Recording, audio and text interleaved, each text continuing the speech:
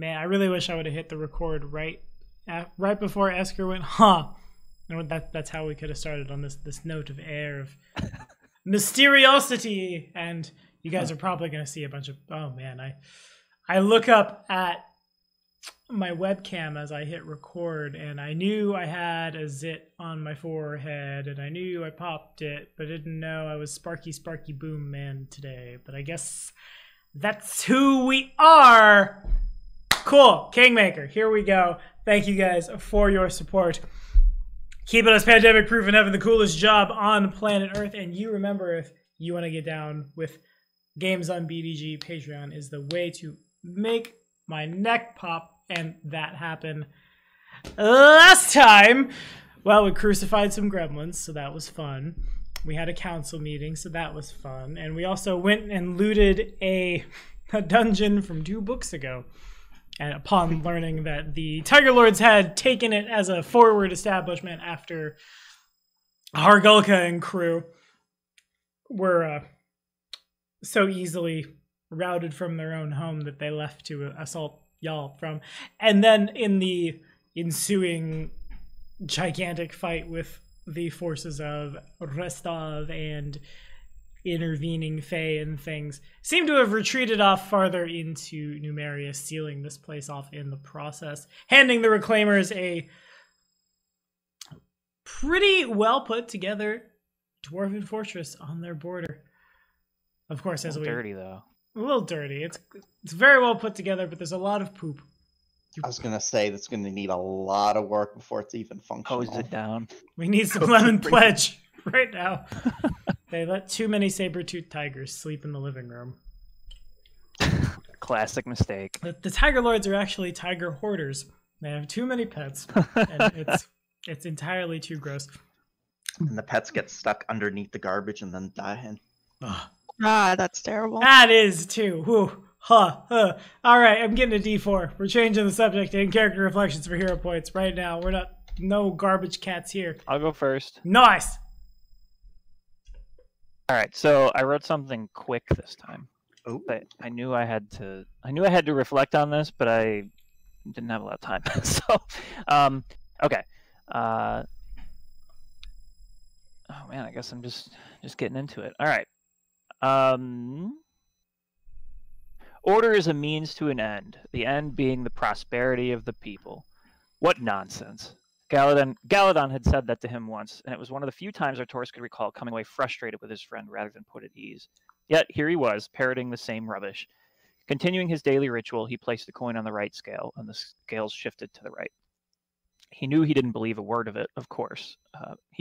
But of course, he didn't say that he did. He merely spouted that philosophical drivel out of reflex. A reflex he was struggling to understand. Something had bothered him about all of this, but it was hard to understand what or why. He knew the Hell Knights. He knew what they had put his parents through. He knew them by international reputation, and he knew Megaris well enough. None of what he saw should have been surprising. Placing a gemstone on the left scale, the balance tilted ever so slightly to the left. Yet even if it wasn't surprising, something was bothersome about it, perhaps in a similar fashion that Galadon had bothered him that day. Not quite the same, yet Artoris placed a small brass key on the right scale, and the balance was tantalizingly close. Then it hit him. Balance is often not obtained through neutrality alone in an imperfect world such as this. Balance is obtained through equal forces on either side. Whatever his personal beliefs, the kingdom needed him on one side this morning. That was enough. Smiling, he reached for the final object, a small pearl, and placed it on the left. The scales reached harmony, and Artoris returned to his desk, eager to continue tinkering with his latest construction. That's my character! A human inquisitor of Abadar, and I am playing him, Artoris. Yeah. Yeah. Family Guy the memes ensue. The fence sitting is going to come to an end. No, he wasn't fence sitting. That's the point. Because you can't let, like, if he's just like, I'm neutral, so I'm going to just sit here neutral and not have a problem with everyone being evil, then the kingdom's going to trend lawful evil. So he has to counteract the evil to keep it neutral. That's his responsibility. Even though he personally is neutral. So then, by that He logic, has broader obligations. if we start doing a lot of LG things, do you have to start doing evil stuff to trend it back? Yeah. Oh yeah. That'll be fun. Dope. But Hero Oh, boy. Points. But Hero with Points. Kato, would be I don't think we have to worry about that. That's Yeah, I feel like we're gonna end up being two sides of that scale that are trying to counterbalance each other. It's gonna be interesting. just It's gonna don't be let him. interesting. Just don't let him get the high ground. That's all you gotta. I gotta do. Who's going next? Kato will go next Right. because for the first time in 4 weeks, I don't have a reflection prepared because I've been super busy, but that's cool. I'll just do the old school Cato Sicarius, son of Saul Sicarius, first of his name. Actually, that's wrong now. Shit. First of the Reclaimers, High King of Concordia, Slayer of Troll Armies, Master of Dragons, the Unkillable, the Risen. God, how many other? I'll come up with more for next week, but we'll end it there. He is a mostly swashbuckler human. Yeah, so diving straight in, kind of almost on the. It's kind of a good follow-up to Artoris's reflection. So Cato has been almost of two minds lately. He's still, ever since his life-changing event that happened a few weeks ago, or I guess it was a month ago now, he has tried to get on with his life as things were before his untimely demise. Back in court, doing kingly things and being himself.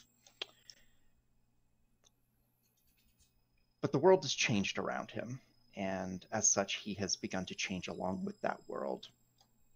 That's, also, not to bring up the fact that he practically owes a life debt to an extraplanar deity, but that's beside the point. Just the fact that we saw what weakness brought Concordia, nothing but death and ruin, and Cato is and he saw what his own weakness brought to himself, once again, death. So Cato has resolved himself to pull us out of this weakened state, to build us up, to become stronger, both himself personally, but also the kingdom as a whole and its ability to fight and defend and prevent that death and destruction from happening in the future. And he has entrusted a radical to sort of aid him in that.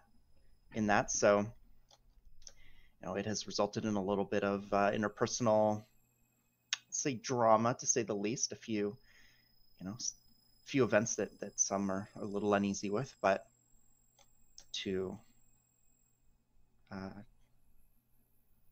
in his opinion, the ends have to justify the means, but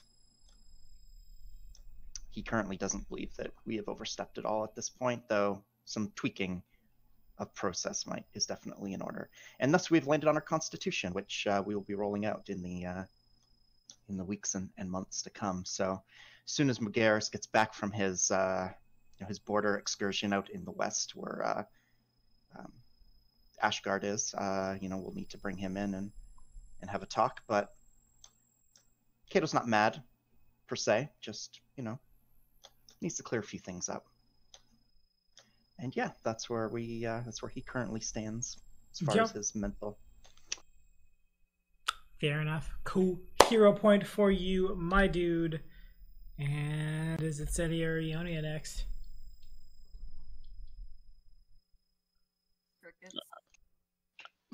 Crickets, go! I guess I'll go. Yeah, ready? I too do not have something written down this week. It's going to be completely off the cuff. I am Senya,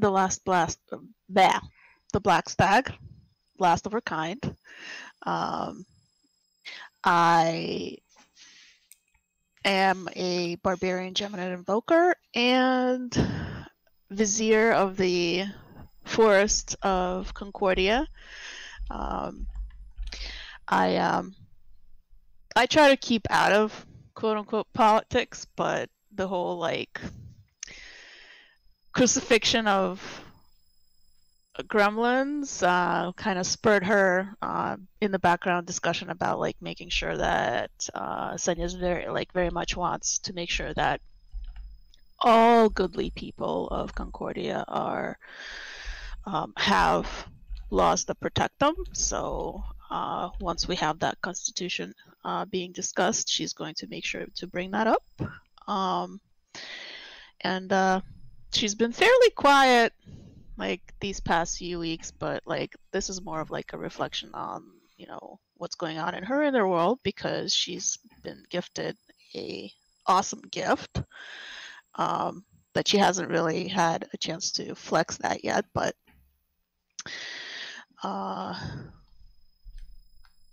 there we go.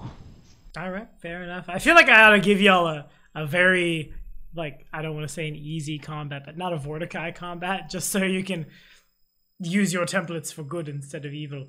But till then, hero point onto the Black Stag, and, well, there's only one left. Well, that's me. So I also don't have anything prepared because I started typing something unrelated, and Esker was like, "What are you doing? Are you preparing a reflection?" I didn't make one. Don't do one. Damn. So that's what the underside of a bus looks like. It is. Jeez. So, that said, let's see. Last session was a little tense. So I think Ionia's kind of in the same camp as Senya, and I think Jubilot's kind of fell here as well, being the one who suggested we make the Constitution. In that, especially after, like, I understand the gremlins were resisting arrest and all that fun stuff. However, it did kind of trigger a cause and effect type situation where, you know, I'm a little concerned about Megaris maybe, like, what's the word I'm looking for? Discriminating against the Fae. So I think having a constitution is going to be a pretty good thing there, because I also don't want to see anybody kind of being, like, treated differently just because of who they are. So excited to see how that comes together. It's pretty general right now. Other than that, having come to this stronghold, I realized I left Minoru outside, which was really dumb because he's my seeing eye dog. So I did take off a tick of Mind's Eye as I've been walking around the interior of this thing. Yeah, that's what I've got. Yeah, all right, fair enough. Hero points all round. And indeed, back to the stinkiest of stankiest of formerly Dwarven, formerly Trollish, formerly Tiger Lordy, and now seemingly reclaimed fortress. There's definitely, as you guys are looking out, the tower that kind of like comes up out the cliff face. There's movement out in the grass. You're not exactly sure what, but there is something out there. Other than that, the day is yours. I cast heightened awareness. And suddenly have a plus 50 perception. You said we found a secret door up here, right? Yes, which would take you out. Out? Where exactly out does it take us? Is there like a... Like on top of the any tower. specifics on that? You would... Nowhere on the board, but like a secret trapdoor, which would put you on top of the structure. Cool. Is there anything up there? I would like to check. I would probably like check that out and see if there's anything of note once... do I see anything from up there? I guess would be the... Give me a perception check. And while I'm thinking about it, thank you to lovely Leo for in real time becoming a patron on Patreon. Nice. We did it. Can I cast Acute Senses and then attempt to perceive what is moving out there? Yeah, totally. That's in addition to heightened awareness.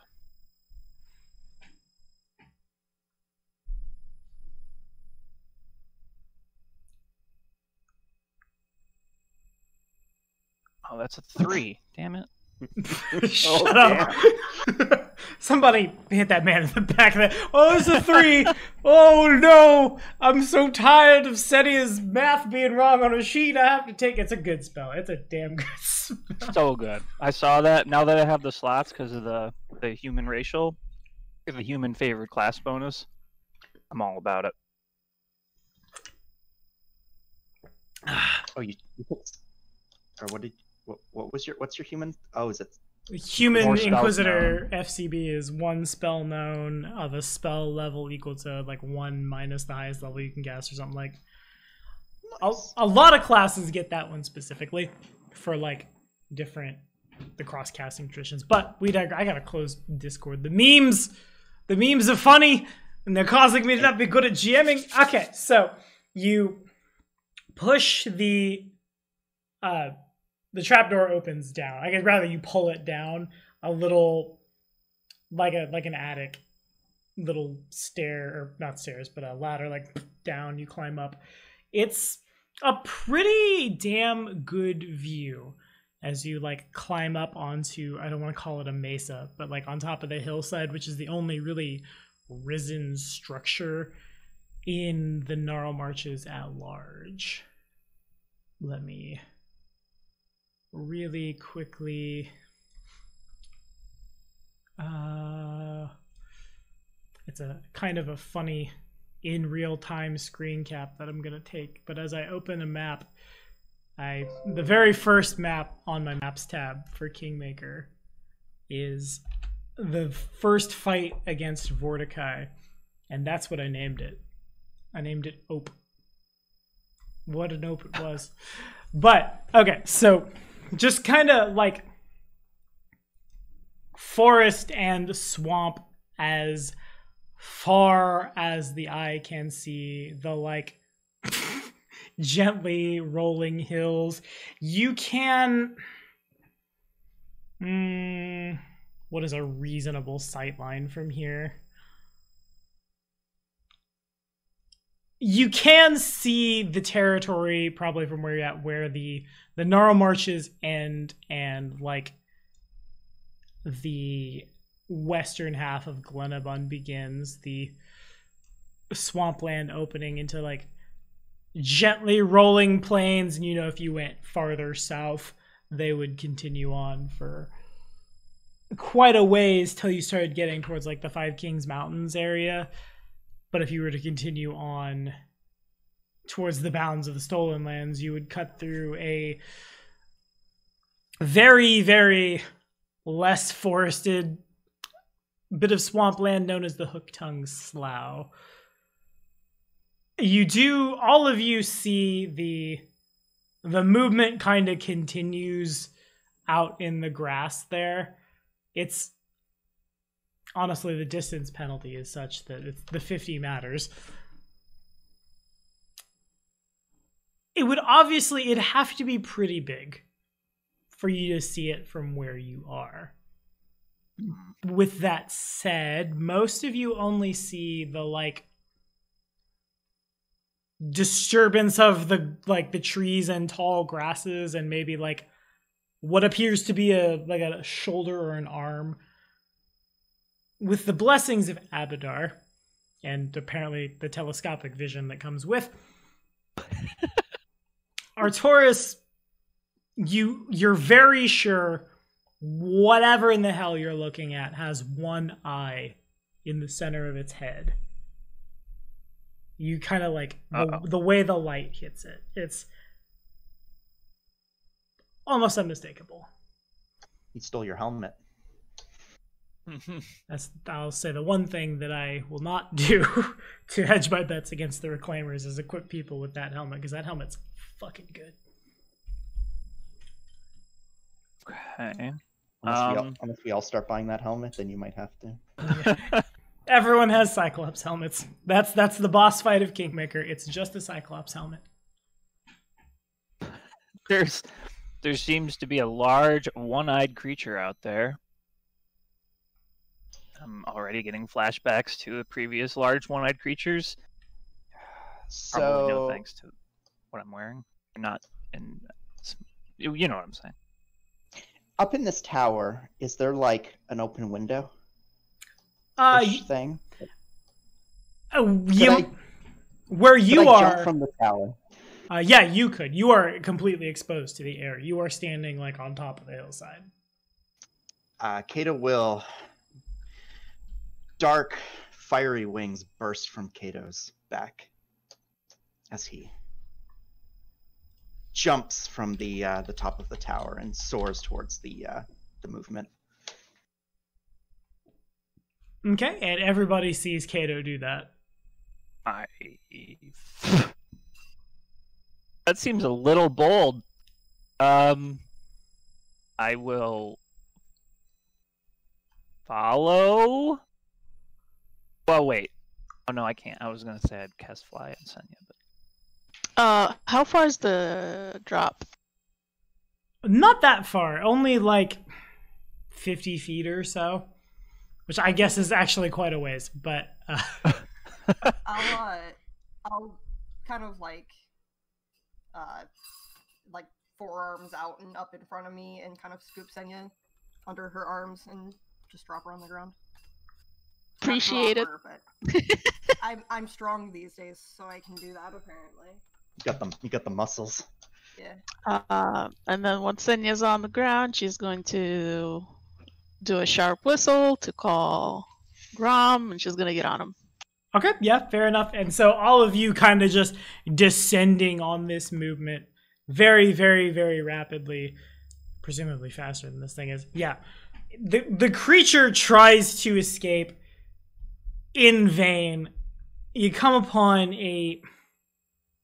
truly it does look like a cyclops, about 10-foot tall, humanoid shaped, one-eyed giant wearing just like a very simple brown tunic, carrying it kind of looks like a really, really, really big like woodcutter's axe.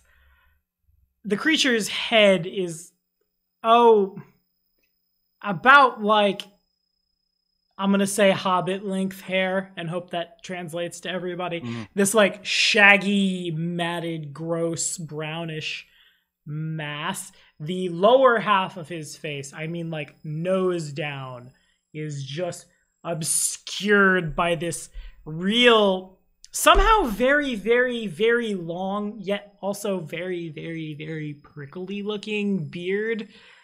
They try to escape you. They turn, they see all of you descend, and the noise that issues forth from this behemoth as you turn, oh, no, please, don't hurt, do not hurt, friendly. And then like all of you like get right on top of him, and the creature is just shaking violently. He doesn't try to run though. Once it becomes very clear that you'd overtake him, yeah. Okay. Ionia arrives last to the party with Minoru on one shoulder and Senya on the other. As Kato steps down and his wings retract, he holds his hand out, pointing towards I guess it's a cyclopean creature, and yells out, "Who goes there? Who are you? Identify yourself immediately." Oh, he falls back. In the yelling, he does indeed like step back a couple times, steps on a fallen tree, doesn't realize it's there. His leg through and throughs the tree, and then he loses his balance and just falls on his ass, and the blubbering that comes from this creature is almost embarrassing as it just breaks down and sobs, and it's a giant mess very fast. Kato sighs, lowers his arm, gives a deep breath, and as the rest of the company arrive behind him, he just shakes his head. I don't think he's a threat. Let me get a picture of this guy in the chat really quickly. Can we Mordecai has not returned. Tempting, but no. Yeah, you could I think Ionia said make a check to identify. Yeah. Yeah, nature would be the one. Oh, whoop! I almost put that in. Oh, I'm sorry. I said sense motive. Oh, yeah. Features. By all means. I'll do both if I can.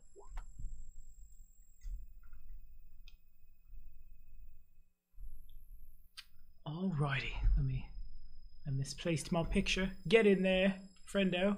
Oh, damn it, that didn't work. Why is this so difficult? Why can I not? All I want to do is get this ugly bastard and put him there. There we go. Jeez. Okay, so inciting this guy. Yeah, no, he's afraid for his life. He just kind of gives you that the Lost in the Woods vibes kind of thing, right? Like, here I am, I'm bopping around. Oh my god, there's a bunch of people yelling and chasing me. I got to go, I'm going to die, please god, no way. Kind of like all at once, just completely mortified.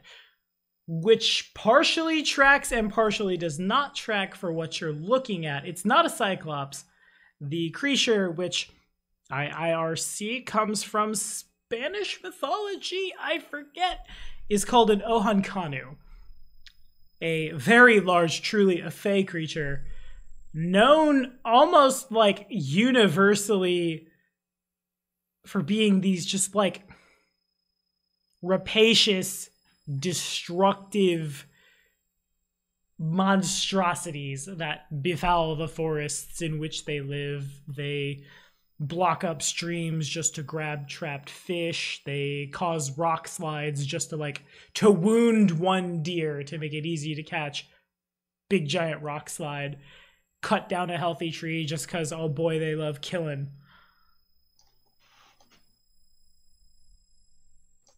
And yet here we have a sniveling. And you've caught it completely by surprise, and it's just terrified.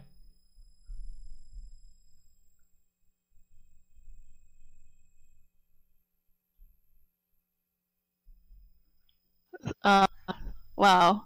This is like Senya's domain, and she's like,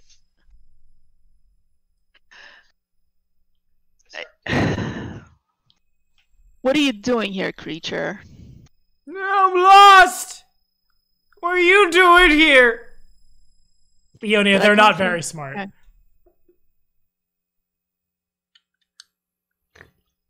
Am I coming through? Am I coming through? I can hear both of you. Am I more than Okay. you bargained for yet? Alright, cool. Senya kind of like still very cautious. Like that giant axe looks very sharp.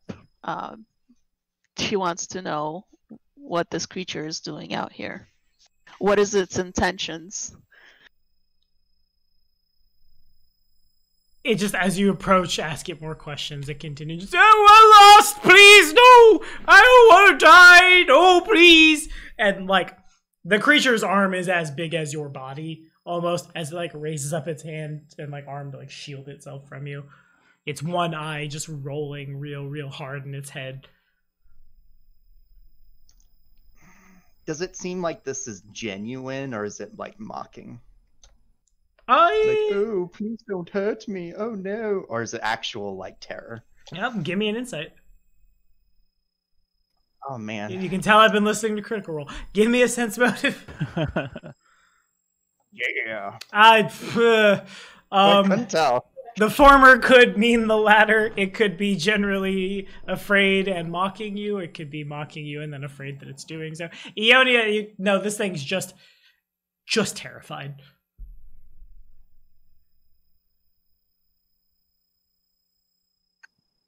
Well, how tall did you say it is? About 10 feet? Yeah.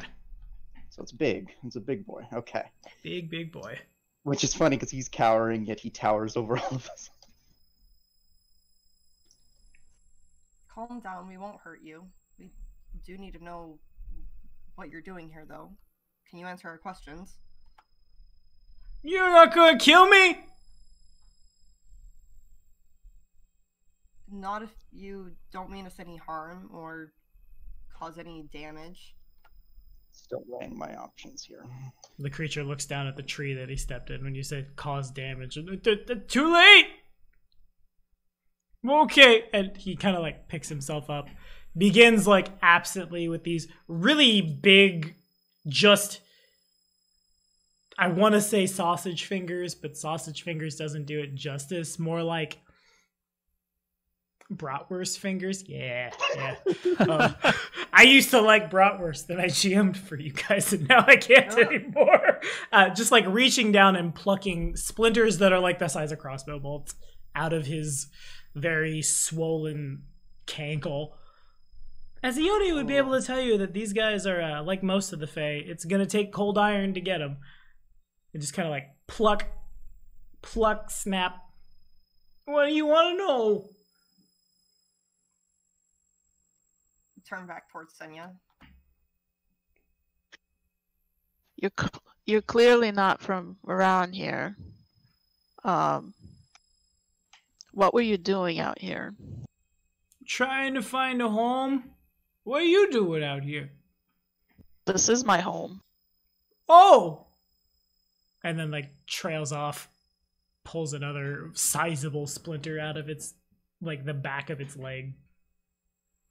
So you don't got one eye though. They said they were like, be here, only one eye. And he like taps his eye with his finger, which like pushes into his eye and then like pops out. Ew. Well, I think the creatures that you're talking of, they're long gone and dead. Dead? Oh, damn it! I'm afraid you're one of your own kind, at least so far as we have seen out here. How did the others die?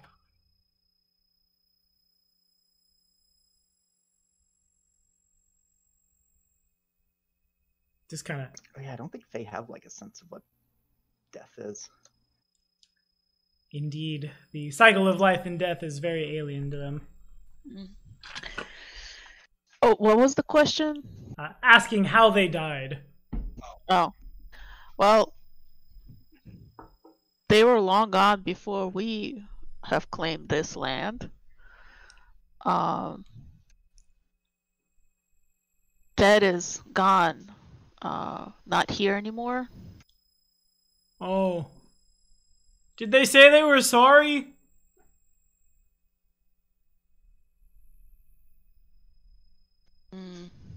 I don't think they've ever been sorry about what they've done to this land when they were around here. But Senya kind of cautiously approaches the giant and like places her hands on like one of the splinters and helps yank it out.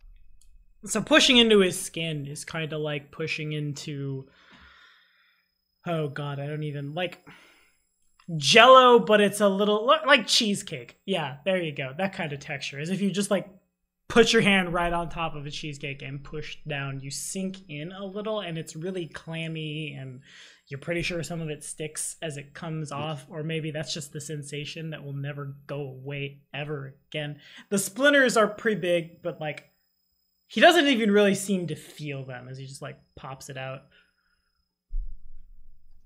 This thing is literally making me nauseous. Not Kato nauseous, but Doloth nauseous. Got him. What is your name? He scratches his hair and then up to the bald spot and then like doesn't scratch so much as like pushes his bratwursts into his face, and then like when he removes them there's still a dent there for like 30 seconds before it back out. I don't got one. Well, what should we call you? Shrugs. Senya kind of points at herself and says, Senya, and then she points to Ionia, and then she kind of goes around, and then Kato, Arcturus, and then she points at the giant. And the giant points at himself as well. Like, just kind of hangs there. Let's call him Vorticai. No. Vorticai! That was his name. I was looking for him. Who told you he was here? Oh, it was and he like begins to sputter. There's a lot of, as he's talking, you don't see a mouth. You presume it's somewhere in that rat's nest he calls a beard from the spittle that's coming out from there. He like pantomimes with his hands, like something walking, like the two bratwurst legs moving kind of thing, and then takes his other hand as if to make like wings behind it. There's a little flying guy said there was one-eyed people like me, and maybe I could be friends with them. But apparently they're gone. You're right. Sounds good. No friends for me. How long ago did you speak with this little flying person? The Unholy trails off into silence for about 2 minutes as he stares into the ground and tries to like count. 2 days ago. 2 days. Do you know where we can find this flying person? Kind of like shakes his head, but more just as if the bones in his neck were a little fluid. He just kind of like loosey-gooseys left and right. He went away.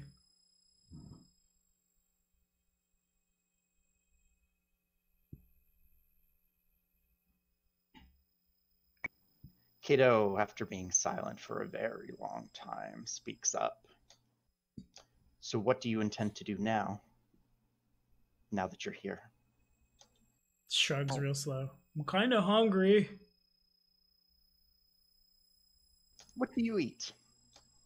Oh, I like lots of things. I like deer and dwarves and Well, we're a little short on dwarves, but Actually, I don't might think we even know any dwarves. sometimes I eat rocks. Sometimes I eat rocks as he lands at the ROC versus ROCK. Cato looks back to the group. I suppose Ionia would be able to tell you with the nature check that Nohankanu can draw sustenance from just about anything they can get in their mouth. I think we can spare some of our rations that we packed for this trip, undoubtedly. We were just making our way back home anyway.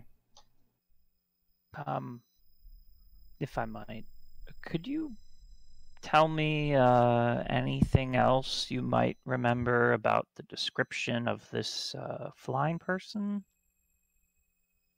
Like maybe what they were wearing, or anything about their skin or hair, general appearance? Had pink hair? Nods. Pink hair. Small. And he pantomimes like stabbing. And then shrugs again. Is all of that collectively enough to try for any sort of nature or knowledge check to determine what he's describing? Yeah, nature check would be helpful here. Damn. Ionia? I will use the book and set an insight. Boom. So he's describing something along the lines of like you can narrow it down to one of three things kind of broadly on the Fae spectrum.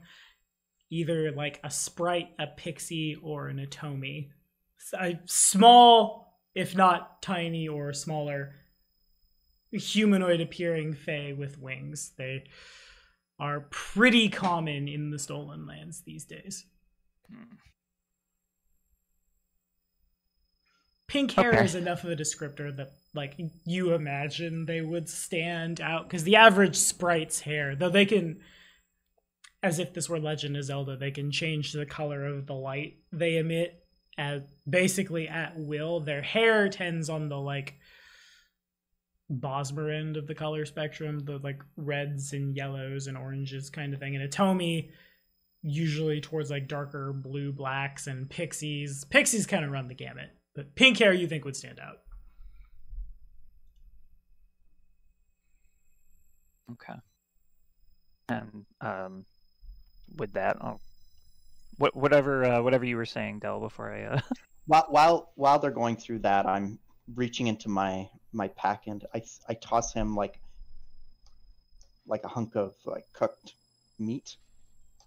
And of all the things in the world, when this happens, his head opens like a treasure chest, and his tongue like out to grab it, wraps around, pulls it back in. The noise that issues forth as he devours this is not one I will try to recreate because I will blow everyone's ears out. But if you've seen Invasion of the Body Snatchers, you'll know when they point out the human, that shriek that comes, and then like turn that up an octave as he slowly, as if to chew cud. You see his teeth, and they're all like very, very square shaped. He doesn't have anything to like tear with in there, so it takes him a while. At the end of this, there's a small burp, and then it goes back to quiet.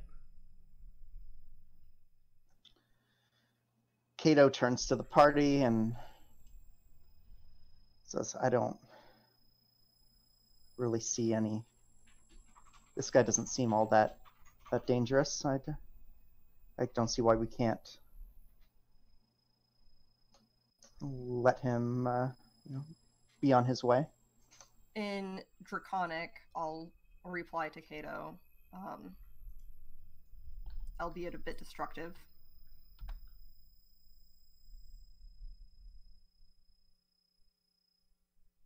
In Utopian, I'll say to Arbiter, rude. I don't know what languages you know. But that was okay. I mostly just want him to understand. He seems to respond. I will respond back in Draconic. Until we learn more of his kind, I don't think we can make a jump to any quick conclusions, but we should definitely keep an eye on him just to be sure that he is. Well, if he's. You speak Draconic? No. Oh, I forgot you were still. Sorry, you're still talking in Draconic. I'll translate in. Which one was it you knew? Jotun? Giant.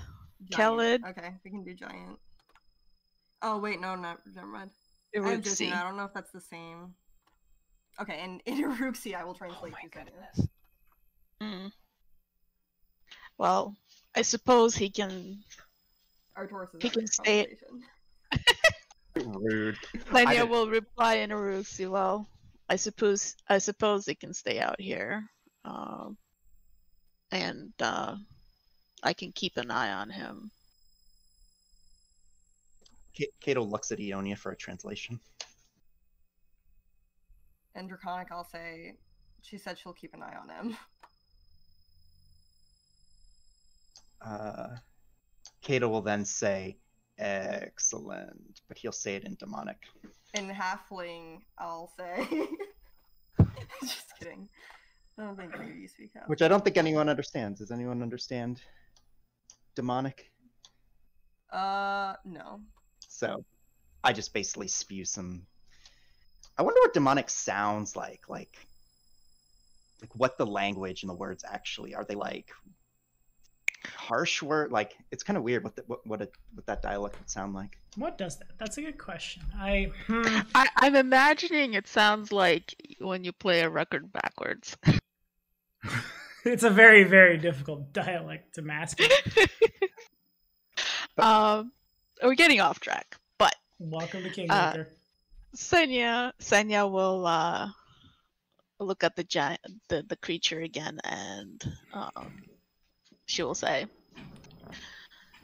"I will be your friend. You can stay here." He kind of nods really slowly once.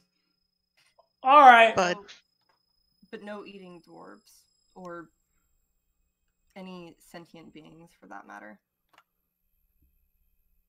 There are plenty of deer, and I guess rocks. Deer and rocks are fine.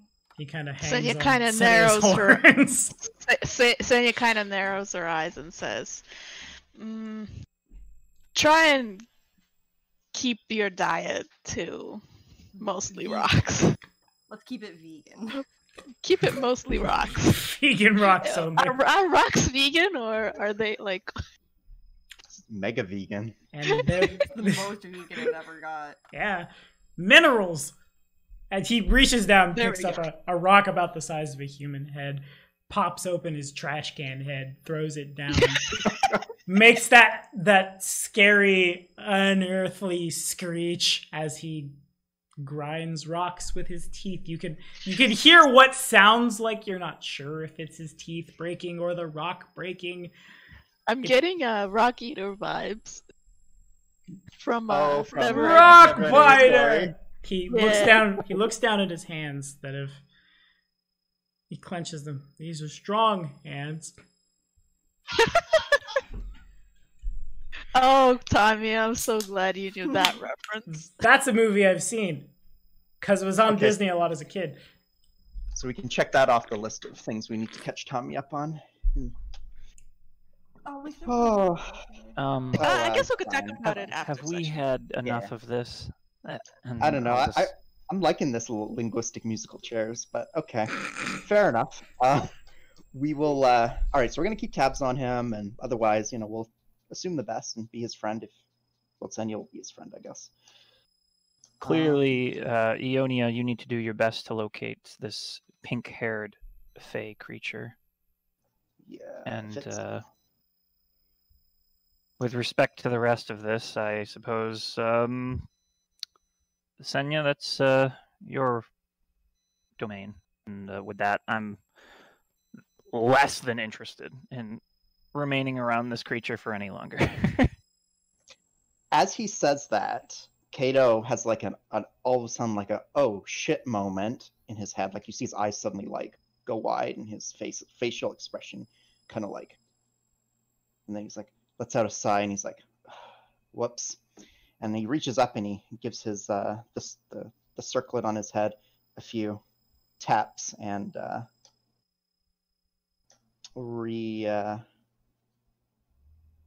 reapplies the alteration magic. Are you a wizard? Yeah, not exactly, but Not even close. well, neither are you, so. Do I understand Closer how than you magic are. works? Probably not. Yeah, no, I have no idea. Okay, court wizard, let's go home. Alright, I'll prepare the teleportation circle. Clearly, the power creep has gone very far out of it. Does anybody speak Aklo? Ooh, I think I do. Hold on, let me check. It's on that. How many languages do you speak? Oh, so many. I think like 16. I do speak Jesus, Aklo. Jesus, there's so many Jesus. languages. Linguistics OP. So he gets up as you guys get ready to depart and just kind of slowly meanders. He does grab the tree that he shattered, like that biggest piece of it, and drags it behind him. And as he's walking away in Aklo, like presumably to himself, Mordecai just needs to apologize and he can come back. I just know it. And then I'll have my friend. And he continues just dragging this tree as he's thinking to himself.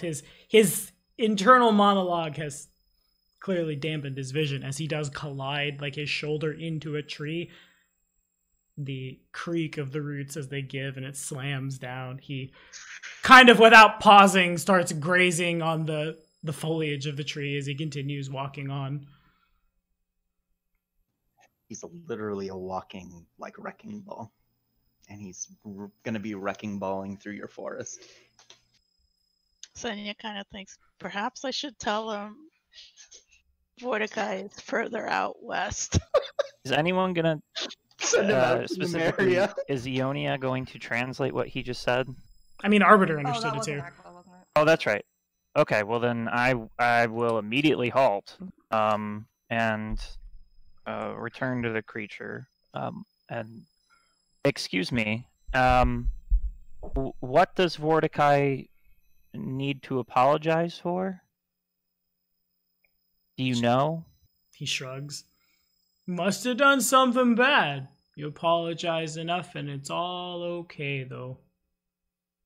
Did the pink-haired Fae tell you this as well? He nods. Do you have anything that belonged to this individual? Scratches his head. I never met Vorticai. No, the Oh my the god. pink-haired one. There's a pink-haired Vorticai? Oh boy. We are wasting our time, He- you guys. Continues just eating the tree, not understanding what's going on. He's basically a A juvenile. He's a juvenile-minded creature that a fairy thing basically was like making pranking basically, and like the best we can do is just leave him alone. I mean, It's like a big toddler. I don't agree with that. I don't agree with that assessment. I think knowing the name Vorticai alone suggests that this wasn't just like an innocent prank by some random Fae on this guy. I mean, The way maybe. our but- enemies are. I mean, that might be that's a pretty good hunch you got there, Esker. But I mean, there isn't really much to go on besides a name was dropped. Yeah, I mean the thing is he's not exactly guilty of anything. Doesn't look Vorticai? like he. No. No, this guy. this And guy. this I guy didn't doesn't look accuse like him he of anything. actually- What are you talking about? I thought the implication was that. No, I'm talking about the pink-haired Fae, Mm. and so trying to gather information on whatever this creature's motivations were. I think Yeah, something more is going on here than just for the lulls. And there is, in fact, because I remember this has been established already. Senia, this is not the first time you've heard stories of make a lot of apologies and everything's fine. Right. Yeah. A similar tale was spun to Chief Sootscale when all of his people were lost to him. Oh yeah, that's And right. that was just a folklore, Oh, like, shit, Fae yeah. thing. Well, it seems like the fairy that made spun a tale to Chief Sootscale spun a similar tale to this creature. So we have someone that likes to spread misinformation at the very best and rumors at the very worst in our kingdom.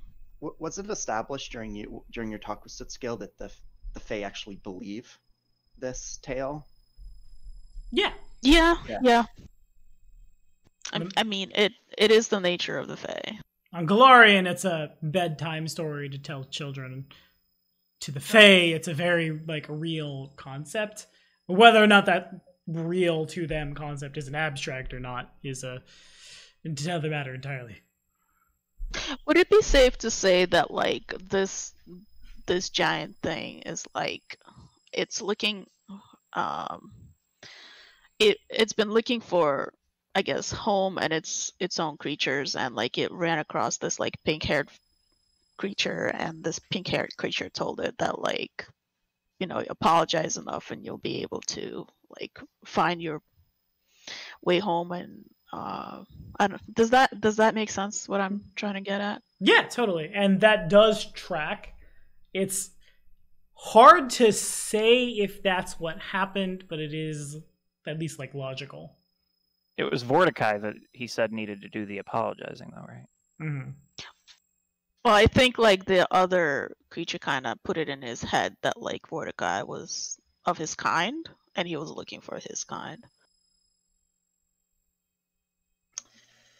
Either way, yes. So maybe this pink-haired Fae is, problematic, or maybe it's just living its superstitious lifestyle and it means no harm, or maybe it's trolling. We don't know, but it's definitely worth at least keeping our eyes and ears open for. So I will concede that point to Esker, that maybe it's not just for the lulz or innocent. There could be some underlying reasoning that that is a little more nefarious. So definitely we should stay vigilant. But ultimately, I think at this point, with what we have, you know, I don't think we can go much further on this. For the moment, at least. We definitely need to keep a close eye on this individual. All things aside, simply because he apparently eats like people. And he's super clumsy. As if on cue, he collides bodily with another tree and just... It doesn't immediately go down. He doesn't just right through it, but he does like continue moving forward like a wind-up toy that's contacted a wall. Just keeps stepping forward, and inexorably that tree does give. In the doing, the roots kind of get like up under his feet and flip him a little. He only stops for like half a second before, as now I can't not picture like Baymax, he just continues walking along down the tree, and as soon as he puts his foot down on the tree itself, it into splinters. We are going to have to develop like a preservation, or not a preservation, a restoration group just to undo all of the damage this guy's done.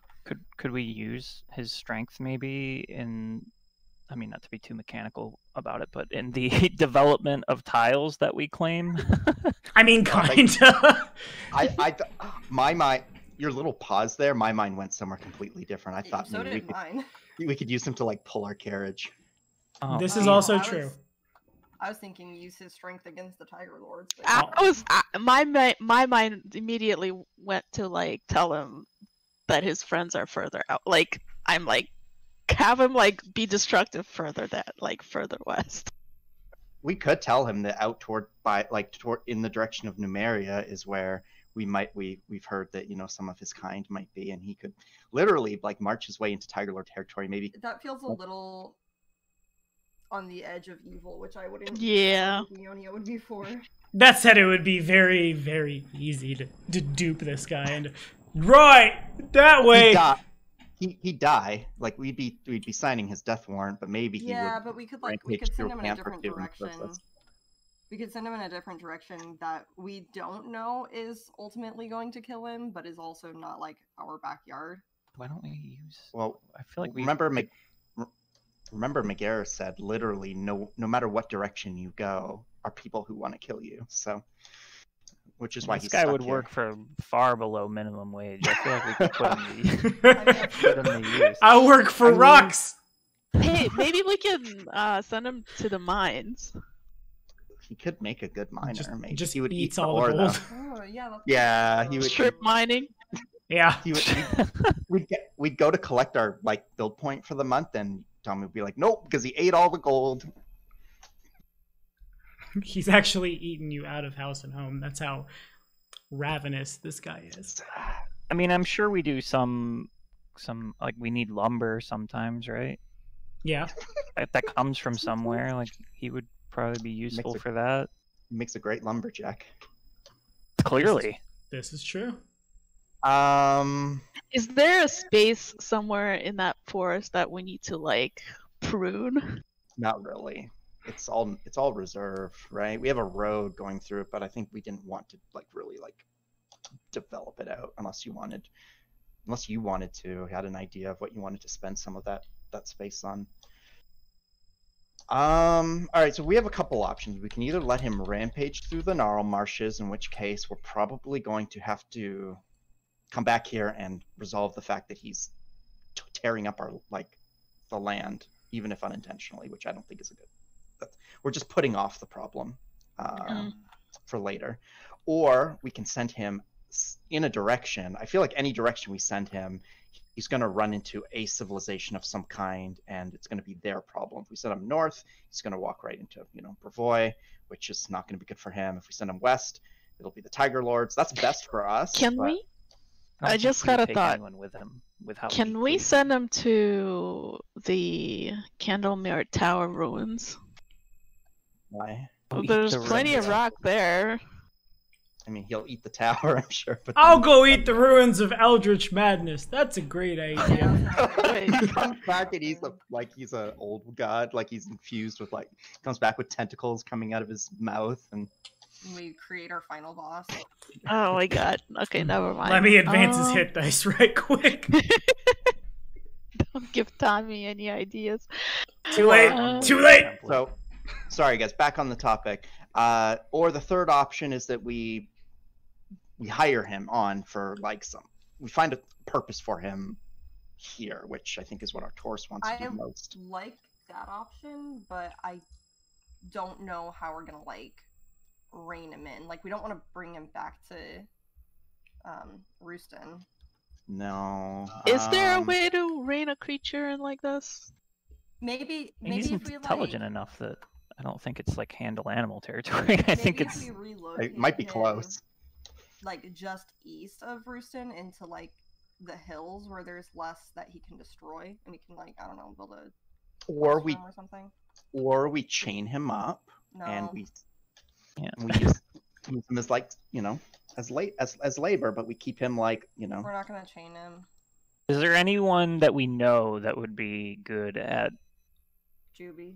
I mean, we can't just dump everything on Juby. He's just so good at so many things. He's a bard, that's what they do. Juby's kind of missing also right now. Oh, just because he got mad at you and didn't come to the meeting? Yeah, we haven't seen him since the day before after the I doubt he's missing. I think he's just mad at you. Well, I mean, until we located him, I don't. I mean, you're filing a missing persons report, and he's been gone less than 24 hours, kind of deal. I mean, I don't know. Don't you think he'd be smart enough to if you trained him to mine and said eat all the rocks except for these ones? Do you think Obviously, there would need to be supervision, of course, and supervision that had the capacity to restrain him if he did something bad. What if we just offer it up to him as we have an infinite source of rocks for you, but you just need to not eat these ones? Not eat the shiny ones? Yeah. I mean, it won't hurt to ask. Well, start him in the silver mine, though. I'm worried where the shipment doesn't show up. We arrive, he's clumsily caused a cave-in of the entire mine, killing everybody. And you just find him eating somebody. Yeah, and we saw what he did. He just ran through 3 trees. Imagine he starts just indiscriminately eating his way through the mine and smashing walls and causes some kind of. I guess those are kind of delicate, aren't they? he could mine the side of a mountain Minecraft style, just making a mine. He just walks into it until a square goes away and continues walking. I feel like there's no way to utilize his labor without being very heavy-handed about it, which you guys obviously, I don't even feel comfortable about that. I'm just saying that, I'm just being realistic here. I don't think there's a way we can just make him sign an employment contract and he'll do his job and not completely wreck whatever thing he has been assigned to help with. I just see this being a complete disaster, and a few sessions from now when we get an update from wherever we stuck him is now destroyed. Yeah. But I kind of see that going the same way if we just leave him out here to his own devices. Yeah. Same, which is the. What if we're having this conversation in I don't know, all sorts of different languages? No, that doesn't make sense. That's what? A good one. What if conversation in... just based on their kind of mythology and based on their superstitions, what if we offer him meaningful employment in exchange for you work you do this enough times and eventually you'll be able to be home, kind of exchange. That's kind of just a lie, isn't it? We make false promises. Wait. What if we use him as bear with me here, some sort of trash compactor, the refuse from. This is how we deal with like Concordia's, because I don't think we ever built Like a dump. Yeah, like Yeah. Right, but that doesn't change the problem. Where does he live? Like if We we set let him him, up in the hills where he's less destructive. and then he wanders into town, or he wanders into the forest, and I mean, he's I mean, we can. I mean, he's a I think sentient creature. He's not gonna Arcturus. I think Arcturus is like going in the right direction. Like we set him up somewhere in the hills, and that's our, you know, This is your home now. that's our landfill. Like that's where we Yeah. dump all our garbage. it's And gonna be his- food for you, buddy. And Yeah. then, and then we have a very green nation. Yeah. And like, if he wanders into town, like I don't know what you like. He's obviously not gonna raise the town. Like He's we're, gonna walk. we're through- He's nearby. gonna walk. He'll walk Might- through someone's house. Might knock like we have guards. We have people around to prevent that And- kind of thing. We'll have like someone let us know if he's like wandered we- out we of just, his. like, we Tommy, tell him. Yes. We tell him like. Oh, sorry. Go ahead. a Fae of this size and strength and magnitude, how many guards would it take to restrain something like this? That's a I don't know how to phrase that. Looking him up and down, he's pretty burly and pretty beefy and pretty chonky. But like no Will he more so really than a troll. Will he get beefier and chunkier if we keep feeding him? I mean, most likely. Not mechanically, but But he's also made of Fae stuff, right? So it makes it a lot harder to stop him if he does start. I feel like you're just trying to rationalize I'm sending not. him I'm away just- in a bad direction. I'm not. I'm just. I don't want us to be naive about what we like and think that like we need to make sure if we are going to do something like this, it needs to be like ironclad. There can't be any. I think it's a little naive to be like, if we've put him 2 tiles away from Rustin, we're going to come back one day and our whole city is going to be leveled. That will be our fault. Like come on, look at him. He's harmless. Oh my god. I mean, like we'll have lookouts, right, to give us warning if he strays, right? And we can probably arm the lookouts with like They should be anyway Stuff. with all the Fae that are running That's around true. causing They should trouble. yeah. and after a month of training everybody in basic military tactics, the population at large is a little better equipped to deal with Oh, them. level 2. Yeah, kind of. And they probably have those weapon blanches, right? Just in case. I assume, yeah, no. In the Stolen Lands during the bloom, cold iron blanches, if not just cold iron weapons, are all the rage right now. Plus, it's Well- not inconceivable that we can more like him around, and we could send them all there and make a nice little You're village. right. Just Alright, a so- big army of idiocracy that we're going to throw at everyone. I do like the trash disposal I like him angle. to be honest.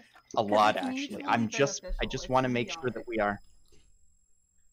All right, so we need to build a dump. A dump is 4 build points. We'll just give him like a whole tile that's like, this is your tile, buddy. You can wander around with this tile. What's a tile? Continues wandering. So just like we developed a tile for and put the graveyard, the custom memorial graveyard, it's the same thing. It cannot be adjacent to. It can't be on the same tile with a house, with housing basically, because it's a dump. So let's do that. Let's a couple tiles out from any of the actual. I think 2 tiles from any Could we civilization. build like a house for him though? I don't know if that's a thing these guys do. He might eat it. I think he's probably just live in the dump. Well, This guy yeah, doesn't but I seem mean, like he like, cares about just cleanliness. but we should give him some kind of like shelter from the elements. It gets pretty cold. Do Fae feel like weather effects? Yeah, certainly. Some might not as much. The farther west you go, the more Reign of Winter books I open up to run Kingmaker, the more you will find Fae that are like cold resistant or immune. In the case of this guy, come here, stat block. Tell me about your cold resistance. So None of the above. on that point, tenements can be built alongside a dump. Mechanically, All houses coming or anything. together. Hodor better. Estates. Hodor states. But hey, I think if this guy and then more of them appear, like I think tenements are fine, like for what their needs are. I mean, he's living out here in nature right now. Like tenements are an improvement on that, and it wouldn't require us to like house rule how the dump works. So who's gonna pitch this to him? He's like, as this conversation is going on, he's just I guess I can. walking and eating. Another thing I might point out that Ionia would be able to tell you is, I need to make a secret roll. Ha-cha. Okay, cool. I So, also need a name for him. I can tell you all that somebody somewhere is making a secret roll. and that all Ohan Kamu have a certain amount of, within their beard, just pure white hair, connected not only to their skin, but to their very essence. If these hairs are plucked mechanically with the steel combat maneuver, again mechanically, an Ohan Kanu gains 2 negative levels. They have 7 hit dice. So if you can just, all you need to do is go pluck some hair from him, and he could theoretically just have a seizure and die. Yikes. Or- seems Only if rude. pluck too many, yeah. Or we could just like cripple him and then leave him with like That's one. You awful. always get so dark. There's no need for that. I just Like my Tommy. If there was All ever right. a problem, like rampage, they If have a there's ever weakness that we're problem with aware how our of. guards pull his hair. Those hairs will grow over time, and the negative levels will only last for 24 hours. But if you get somebody who's brave enough to run up to this dude, grab some hairs, pull some hairs from the beard, it would be a pretty easy way to deal with him. We'll tell Magaris to include that in his combat civilian training drills. Yeah. Yeah. Agreed. All right. With that said, I would like to attempt to convince our new friend, which we are going to name Hodor. Hey, that's copyright. So are most of This Kingmaker adventure Which path. we're gonna name Kingmaker group. Rado. Rado. No. So I'm Can going I to assist? pitch. Yeah, totally. You shouldn't need to assist this. Oh, okay. If Tommy's going to make me roll diplomacy, that is. I'm going to pitch the idea of we'll build a house for him. We'll have plenty of food delivered to him on a regular basis. Probably, I would imagine, more than he could ever like eat through. I don't know how fast this guy can eat, but we're going to have multiple settlements shipping him refuse. So I can only imagine that it should be sufficient to keep his appetite satiated. In exchange, that'll be his home, and we would ask him to keep over it, like guard over that area, and and stay within that. Fairly how big is a tile, Tommy? It's like 12 miles. 12 miles. 12 miles or something. Yeah, so he would have essentially like 12 miles of home that he would have to that he would be allowed to live in, and we would home him and feed him. And like our garbage men will keep him company when they drop off. If he wants to talk, yeah. If we find more like him, we'll send them there too. Yeah. It does indeed stop you guys from getting something along the lines of like the Great Tuskwater Garbage Patch. Oof. Fair enough. Hashtag save the tusk water.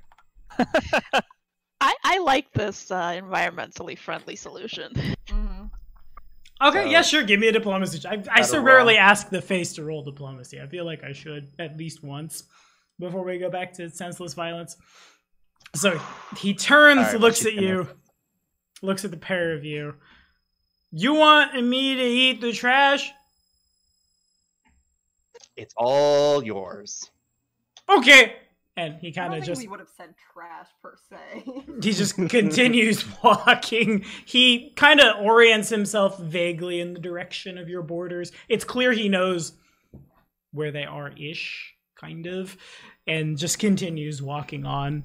The sound he makes as he this big ol' axe gets slung over his shoulder kind of sounds like whistling, kind of sounds like the wind moving through trees, and still kind of has a vague rattle of gravel in his throat.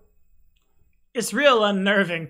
As he bumps into another tree, he disturbs what's a bird that lives in this part of the world? Bops like a blue jay that flies off, and he just as if he were a Gungan or a frog or both. Just turns his head, tongue, bird. The bird squawks. He noms the bird, and then continues on.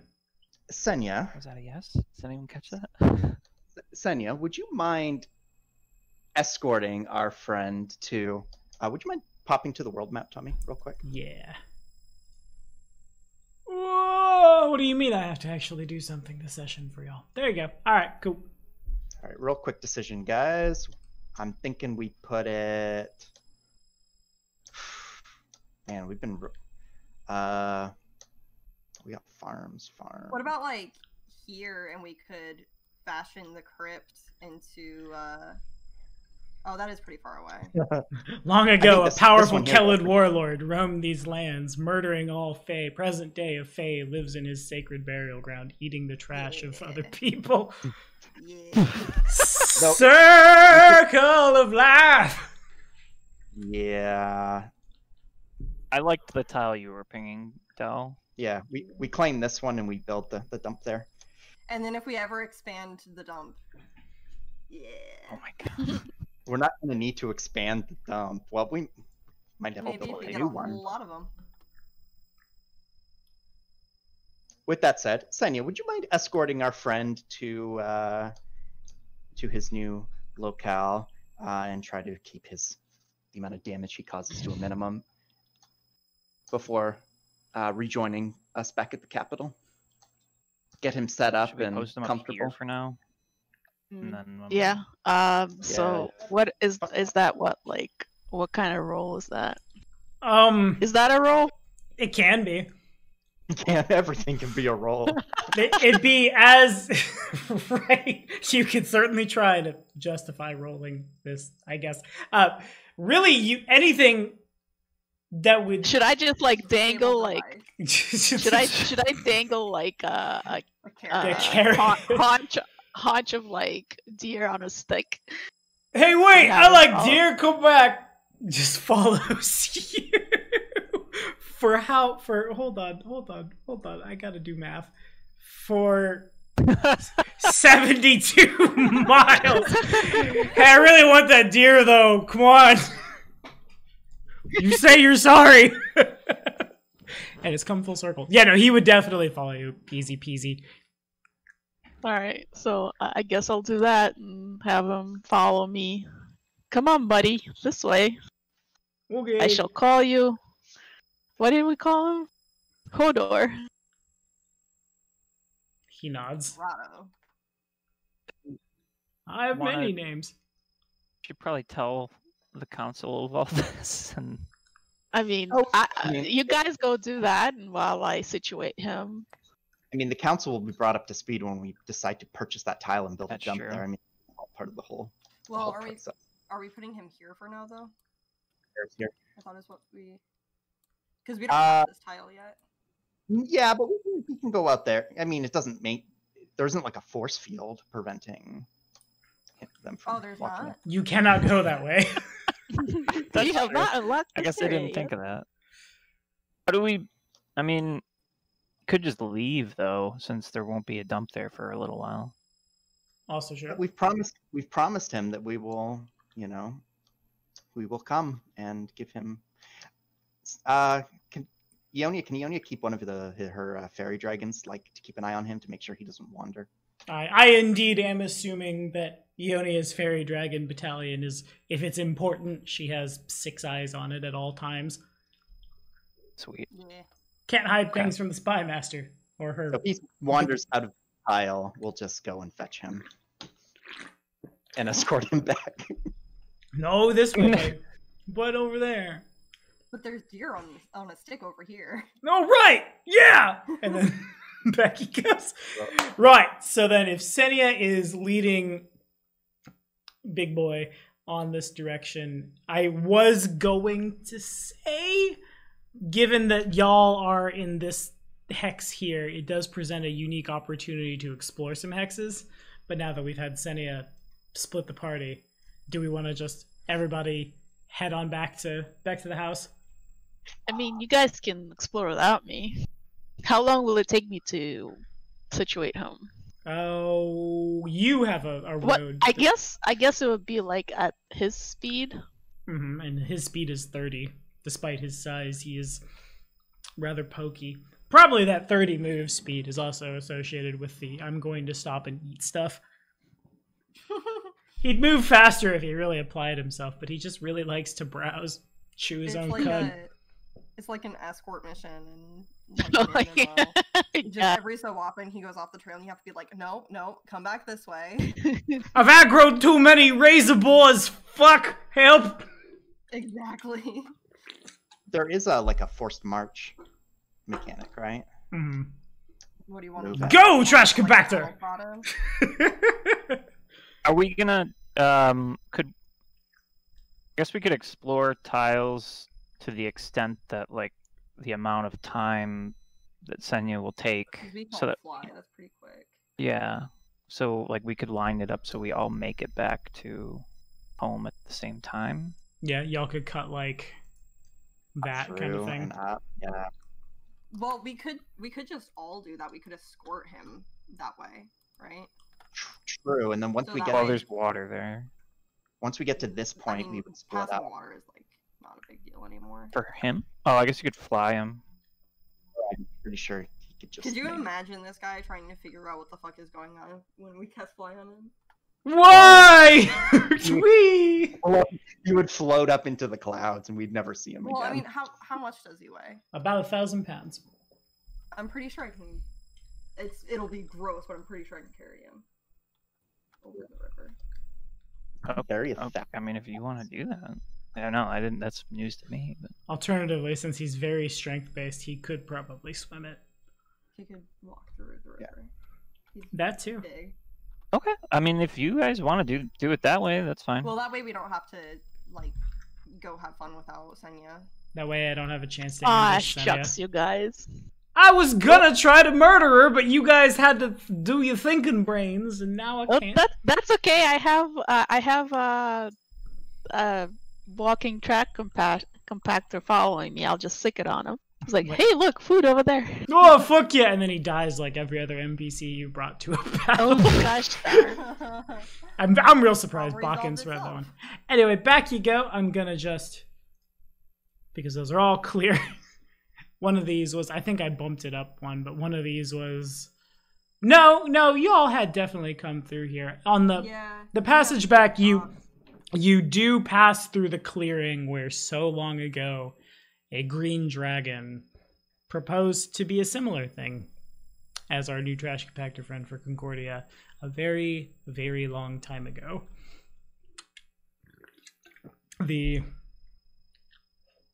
Other than that, all the rest of the stuff has either been moved somewhere else or there is nothing of consequence there, and you return a couple days later back home. The city remains crucifix free. As How you did we return, mess that up so badly? We chose the route of the tiles we all explored already. or like there's just nothing there as it was. Well, Like okay. actually, taking a look at it, we did choose a route that we had already explored. We already explored all of the tiles we went through. I thought those weren't there a second ago, and then they were marked. Oh, were they? Oh, okay. I might be Yeah. wrong. They just got marked. if it helps you at all, this tile here once contained a wandering giant who is it is spelled in how did I not notice this?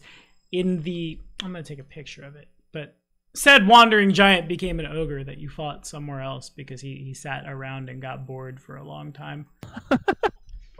But what wandering happened. is spelled with a G in this official thing that somebody made professionally. Attention to look at this madness. What do you mean? Wandering Wander- giant. How do you? Oh, What's that giant doing over there? He's wandering. Ah, shit. That just bothers me so much. But I digress. The town is happy to see everyone. There are nothing bad seems to have happened. Lots of like cheers and waves and messages from lovely Leo. Oh shit! I shouldn't check my DMs when I'm GMing. I always do that. And yeah, the day is yours.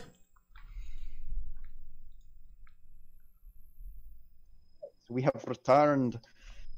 We should send some crews to... Well, we have two things that we need to do now. We need to begin making preparations for the dump, and we also need to begin formally capturing that stronghold. We have 3 things we need to do. We And also find need the to- pink-haired fae. 4 things we need to do. It's the one Yes. There's that... Juby. And Juby. 5 things we need What's to do. Senya's? We need to resurrect Grinluke. We don't have a scroll yet. Well, that's the going Well, to... Oh, That's- gotcha. that- Buy one at Restov if we can sneak in and be all like stealthy. With that said, first things first, I would like to. I know I said Grinluke or not Grinluke. Juby is missing. I would like to, make sure that's not the case. I am quick to file said missing person report. So. And indeed, you've been gone a few days, and you come back, and he's nowhere to be found. All his normal haunts are bereft of him and his merry clapping. Okay, I'm scrying that little fucker. Okay, let me roll a will save. Blam. What's the DC? Oh, there's the DC. You don't get anything back.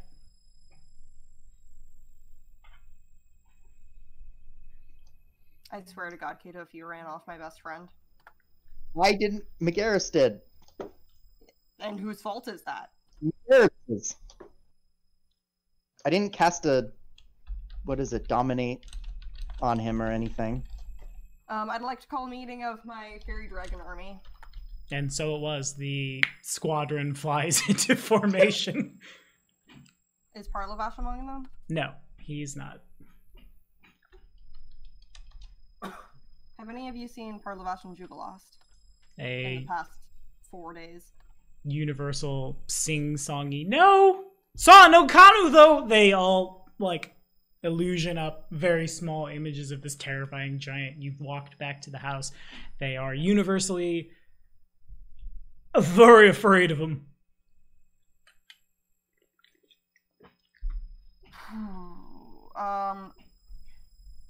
Who was the last one to see them, and where and how long ago?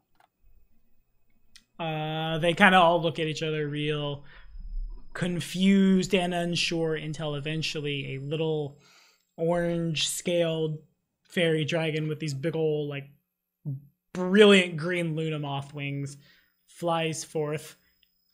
I saw him,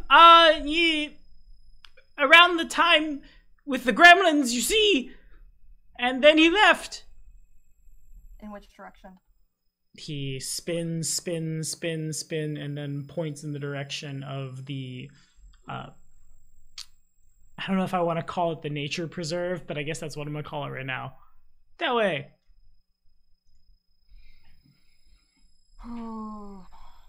Okay, quick math. How fast can a Jubilost travel? Not very. How He's, far can he get in 4 days? he could have landed. He's not stopping to explore things. So really he could be anywhere in there. If he gets far enough, he might just hit the roads, and then the Hell Knights might find him. It's treason then. No, I'm just saying they could help spot him for us. We have those roads being patrolled right now. This is true.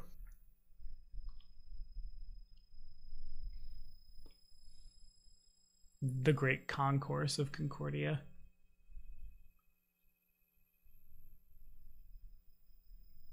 Well, So, looks like I wasn't completely overreacting. so who wants to help me find Jubilost? I mean, I would, but I've kind of got this other appointment that I have to keep. Am I here? Where are we right now? Presumably We're back y'all at- are all around.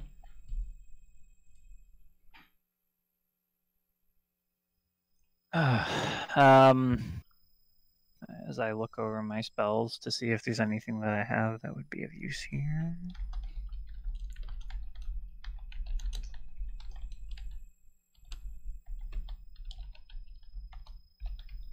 I'm pretty sure Arbiter's Detect Chaos has a very limited range. Arbiter, come to me. Yes. No, not really. Okay. Well, I mean, and then he leaves. 60 feet of detect chaos. All right. Well, Arbiter and I. It's not gonna help because there's chaos everywhere. Chaos. Well, yes. it's a chaotic entity specifically. So. As if on cue, the Oinkanu pushes into one of those like way too big Tarzan vines with really, really sharp, pointy owies. Through and throughs it. It also like through and throughs him, but he doesn't seem to mind and starts just nomming. The sound is as if he were biting into a chunk of celery, followed by happy squealing, followed by everybody who sees it just maybe not panicking, maybe it's just like watching a train wreck. You can't look away, but it's horrifying. But you can't look away. Oh, we could use him to do that too. Oh, he could just eat all the He's eating the fae. or the things that are growth, growing. yeah. Growth. he's our city cleaner. So I'm worried he would cause. I'd be happy to assist. I'm not sure that. I mean, I put it this way. I hope you're the one that finds him. Why? I've just never been as close to Jubilost as you. I'm sure Okay, he's so fine. He's probably just blowing off some steam. Fucking Sven. What? Looking banter. Jubilost is missing. Emergency meeting! Yeah. Here's my thoughts. We shouldn't panic. There's a good chance he's just out there blowing off steam, like Sootscale was in his cave, just kind of moping. Like, people sometimes they just need time. They need to, to deal. And he might have been, like, quite shooken. With that said, we obviously can't just ignore him. So I think just sending a search party. the fairy dragons. Yeah, just finding him, making sure he's okay, and then inviting him to come back when he's ready. I don't want to, like, scoop, if we show up and we're like, Juby, there you are, come home, he might be like, leave me alone. I'm just concerned about him. I want to be sure he's okay and he's not like. I'm just saying, real. Right, I'm just saying, I don't think we need to deploy the council to comb the Gnarl Marshes for him. I think if we just send like some scouts out, whether that's your fairies or. I mean, me and the fairy dragons will go look for him. All right. And I want to be alerted if any of the dragons find him. If you want to go, I won't stop you, but I will express that I think it's unnecessary. He is my friend, and I am worried about him. I'm going to find him. Like I said, I won't make a point. I won't. This isn't like a council issue. This isn't a political issue. This is I'm concerned about my friend issue. Sure. I'm just trying to reassure you that it's probably like not to panic. I'm sure it'll all be fine.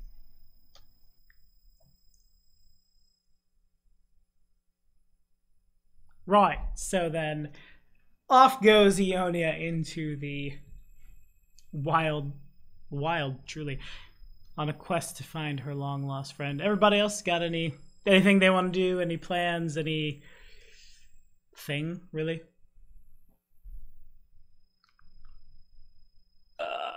I don't think I have anything.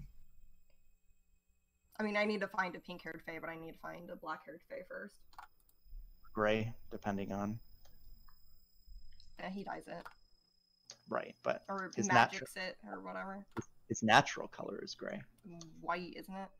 White. Half. Naturally, he's kind of like what my hair color is fading into now, but it is starting to bleach out on him.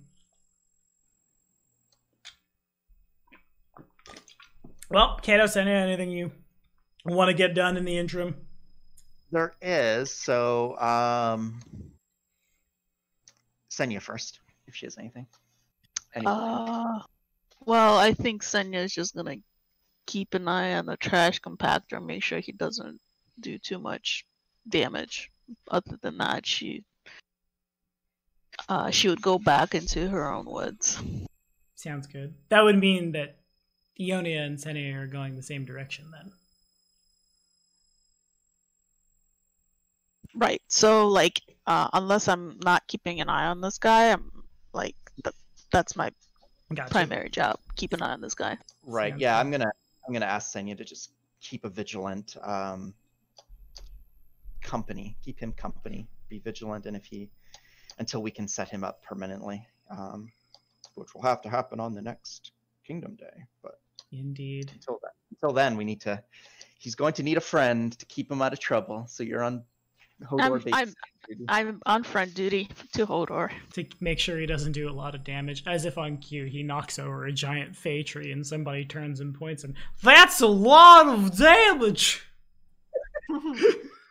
Sven, get to it, it'll be funny. But Oh my God. yeah, sure, Okay. sounds good. And Kato has the thing? The one thing that we mentioned the last Kingdom turn, the one building that we were going to build was going to be that academy. So the thing, it's going to take about a month to build. So I would just like to, I don't know, see if there's been any, observe the like the progress. I Yep. guess. Sure, sounds good. It's coming along. The how do I want to say this? Exactly how you would expect it to. It probably feels real good. Like, especially knowing back in Restov a long time ago, and presumably up to present day, with the change of the political climate there and like banning open carry of swords in a place that was founded on A+ swordsmanship, basically. Having that come back somewhere else is heartening both to you and the people around. There are,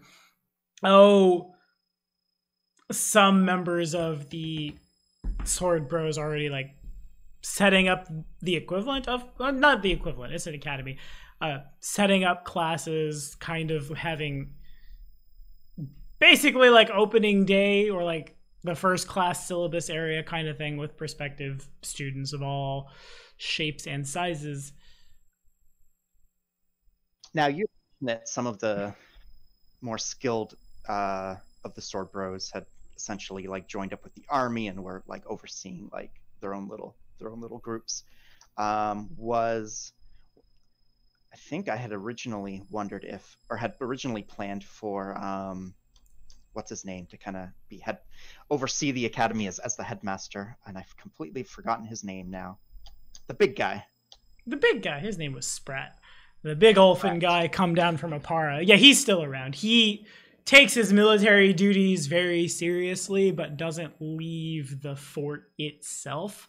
He mostly is, I suppose the best term would be like head of the National Guard kind of thing. Like, he's never been late to a drill, never been late for anything at all, and performs with flying colors. And then on his off time does this. It's a wonder that guy Even sleeps. yeah, right. Like, functioning on 5 hours of sleep and yet being the most athletic he can possibly be for the remaining 19.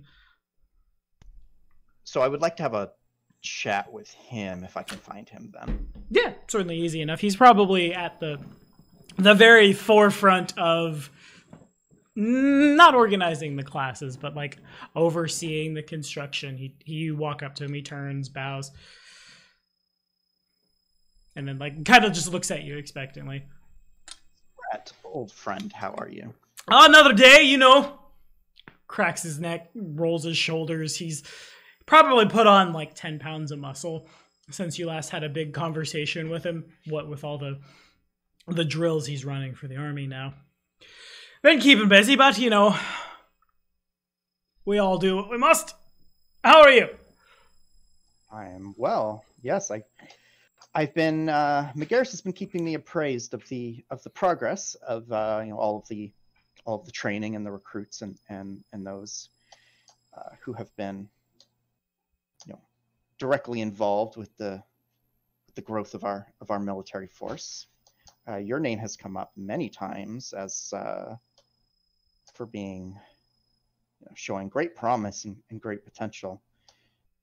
So with that being said, I was wondering if you would be interested in taking on a more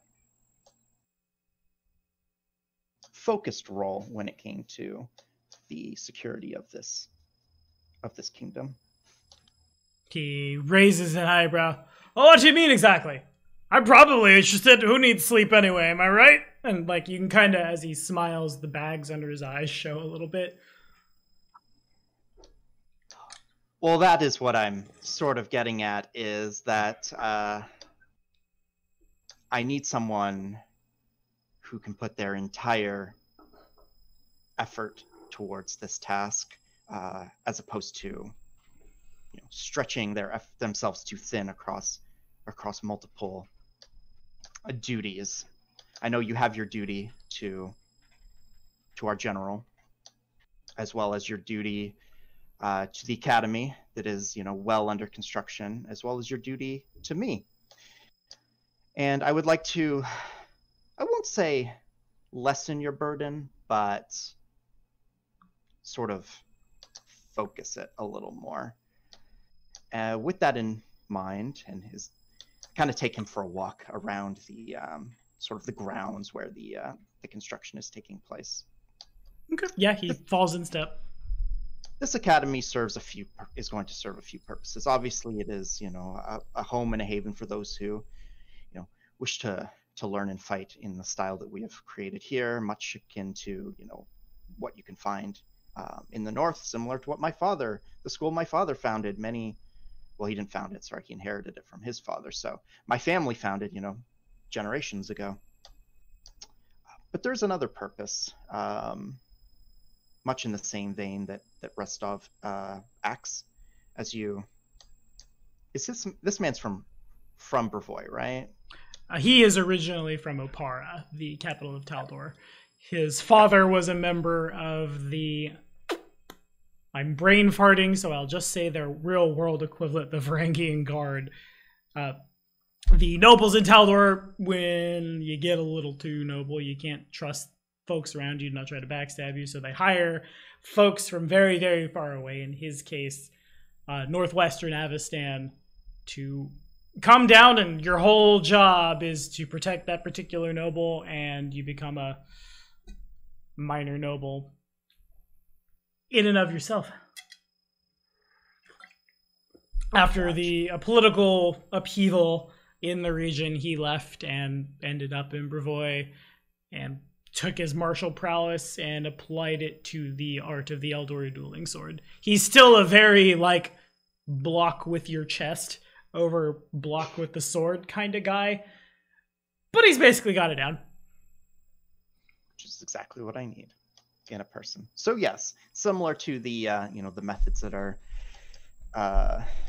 used up north, those who graduate the Eldori Academy of the at the top of the class, those who become sword lords, and those who become among the most fearsome, form an elite company under the direct service of the Lord Mayor of Restov. They are his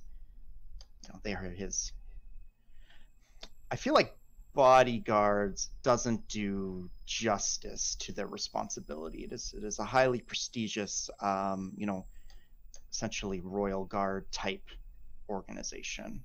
They offer counsel, they offer protection, they ensure that that order is maintained. Now I know order being maintained in the north right now is probably the farthest thing from what's actually happening, but that aside, my hope is that you would lead up such an organization here. You would head the academy as essentially headmaster, reporting to me. Those who show the most potential, those who were deemed by you as the most capable, would then be brought forward to join an elite company that you would head under my direct command, essentially becoming you would be an arm of the military, so to speak, though your duty specifically would be that of, instead of leading the rank and file soldiers on the battlefield, you would essentially lead an elite royal guard here within the capital and wherever you were needed. The words Essentially hit a him. king's guard. The words hit him. They roll over him. He pauses for like a second in his step, nods once, smiles. Sounds good! Certainly it keeps me from having to run around at the behest of a Hell Knight. Does that mean I'll be overseeing all of the school then, or...? Yeah, so you will obviously have, the ability to assign, instructors and aides as you deem necessary. The school, would essentially be yours. And then what I ask in return, obviously, in addition to running it, well, ensuring the curriculum and the instructors that are put into place are capable and do their job well, is that the most promising candidates are then scouted and brought forward to join present company. He nods. You would then. He seems to be picking up what you're putting down. Sure. Smiles real big. With that said, I will speak to McGarris to ensure that this responsibility, it is imperative that it is, given the utmost priority. So I will speak to McGarris, and any responsibilities or obligations you have to him will be reassigned. I do not want you stretched across two separate responsibilities, especially as we are growing this from the ground up, as he points to the literal construction from the ground up of the academy. There will be a lot of work in the days to come, just getting the foundation of what we wish to create here settled. Things may ease once, the ball is rolling and things are moving forward, but at least in the short term, I feel like this is going to take most of your attention. He nods. As this conversation is going on, and you guys are like walking around the soon-to-be grounds, you notice, kind of like falling in step behind the pair of you, there's the man looks to be maybe like 19, maybe really short, unkempt, spiky in random places, black hair, simple peasant's clothes, and a little too big to call a quarterstaff. You'd sooner call it like, not an oar either, but the thing one uses to pull like a skiff through mud, like just a big pole, which he just kind of walks with casually over his shoulder. He's not deliberately following you like in step, and he's out of earshot, but you notice him on more than one occasion.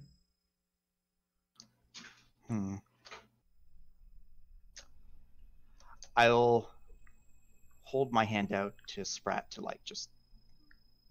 stop here for a moment, and I'll just stand there with him and sort of turn and face this person and see how they react, if at all. When you two lock eyes, he like kind of jumps a little and waves all big and goofy. There's a very big, broad, amiable smile on the kid's face. They don't move any closer. It almost like seems happy to be recognized. They then look over towards Sprat and then kind of like scratch their head. Now, how would you say he's like quite a distance, yeah, like 50 30, feet or so. 40 feet, 50 feet. Okay, so he's quite far. Kata will just give him like a nod, turn back to Sprat, and keep walking. And then we'll turn and say, well, I've kept you too long. I know you have much much to do, as do I. If you need anything in the days, weeks, months, what to come, do not hesitate to ask. I will obviously be present, especially during the opening classes.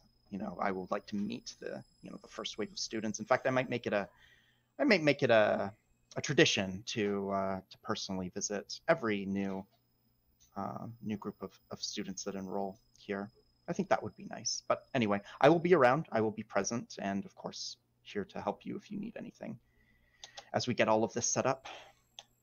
Sprat smiles, nods, does that like fist to shoulder bow. Cato will then turn around and march straight towards the kid. And you get up to him, just, hi! I can't believe I get to meet the King of Concordia. Hello! Hello, son. What's your name? Oh, you could just call me the ferryman. I started a business. You see, that it's much, much safer here now that there's a nice law and order and a kingdom, and it's very safe, so I can ply the waters of this region without having to worry about being eaten by trolls and shit. And I have you to thank for that. Well, I'm glad for that. Do you work for any particular shipping company, or who is it that you do ferrying for? Oh, anybody really. If you need to go somewhere, you just give me a couple of coins. That cover your passage basically anywhere. As long as there's water for my raft, I could probably even get you into Restov. I hear from as he's talking, he pulls a gold coin from his pocket and flips it. As he does so, the coin, you're not sure if it's an illusion or some sort of transmutation on the coin, but it does split into two and then kind of roll forward in such a way that both coins midair cover his eyes and then flip back down. Heard from a mutual friend you needed to get in there. Cato will step forward, put his arm around the boy and turning it, kind of spinning him around and pulling him in and saying, "Keep your voice down. Come with me right now." The boy is ice cold to the touch. But he does not resist. He follows along. Just, yeah, okay, sure, why not? Where are we going? You'll see. Nods. Okay, and on you go. I'm going to bring him to the castle. And as we enter through the gate, I'm going to ask everybody who might be hanging around and near the council room if they can please vacate the area for the next, 15, 20 minutes, as I need to have a private conversation with our friend here. There's a lot of, yes, my lord, as this kid's just, wowee, this is a castle. I've never seen a castle before. This is dope. And then everybody leaves. He pulls up a chair and he still doesn't know what to do with this stick that he's carrying around. So he goes to sit on the chair. He's holding the stick. The stick interacts with it weird. He ends up just setting it on his lap. Cato will close the door shut, lock them, walk over and kind of stand over them, and he says, "Okay, you can cut the charade. Who are you, and who have you been speaking to?" So he kind of rolls his shoulders. I mean, I really like this form, though. It's kind of fun, but if you insist, and he kind of puts his hands up to his face, pushes two fingers into his eye sockets, and you hear the squelch as through and through his eyes he goes, pulling the skin just directly off to expose a skeletal face and a black hood. He looks not unlike what you saw in the River Styx that fateful day, floating in Karen's presence. A little smaller, though. Before your very eyes, enormous stick of skiff pulling appears as just a vicious looking scythe. Huh. Well, I guess I owe you the same courtesy. And with that, Cato will give his crown a few taps as his illusion also disperses. So who sent you here? I think we both know. Charon is aware of your plight. Charon sends me to help with transport. The cost! Well, it is negotiable. What plight exactly does Charon supposedly know? You need to get into Restov, yes? Something about, nods. was it your father? Grave danger.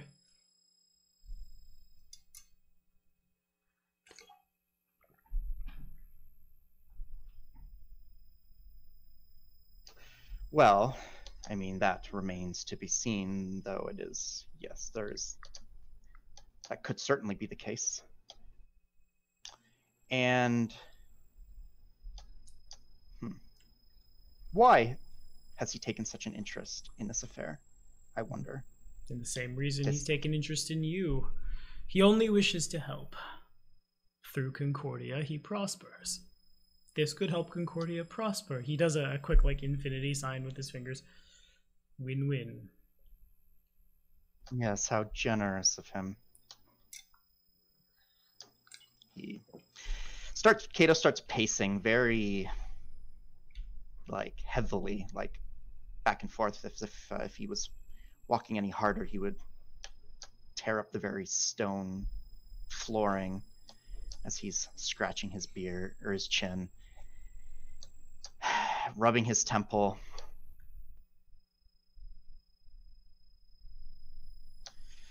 Well, you seem to have caught me at a good time, as I have yet to figure out how I was planning on making that journey.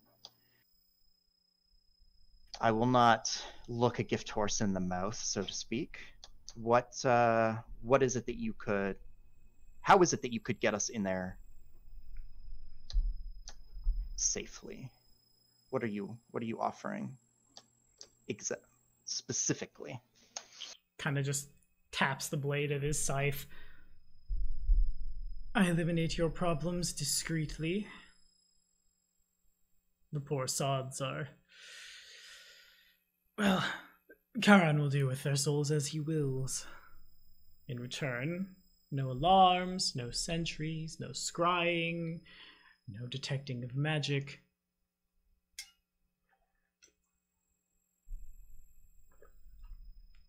And whose souls No. are you after? The creature doesn't really shrug so much as cocks its head one direction. Say there's a guard who just can't be bribed out of his shift. He reaches out to where on the table is set somebody's meal that they didn't get a chance to eat because you ran them off, and he reaches out to an apple, puts his hand on it. The moment the bone touches, the apple just snaps, shrivels away into dust, and blows away on the wind. It's very easy.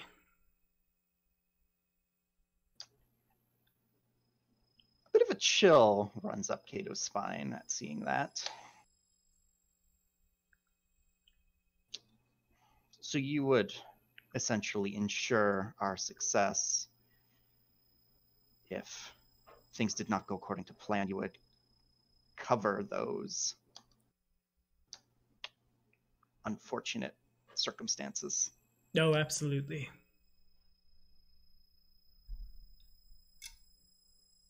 He continues pacing and thinking, and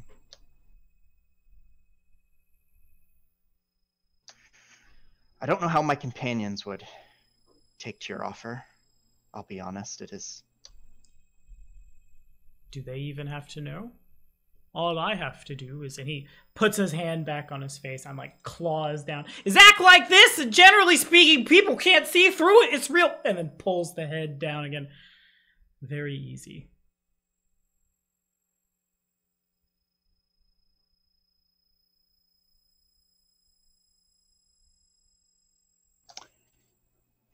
I don't know how I feel about deceiving my friends.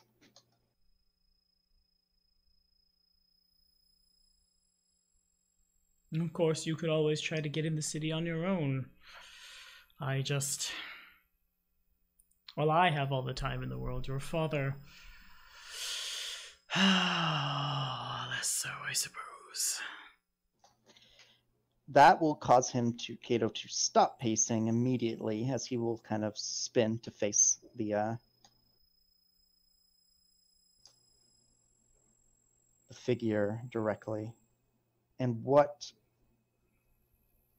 of my father's peril do you know exactly? Shrugs. The Reaper never tells, you know.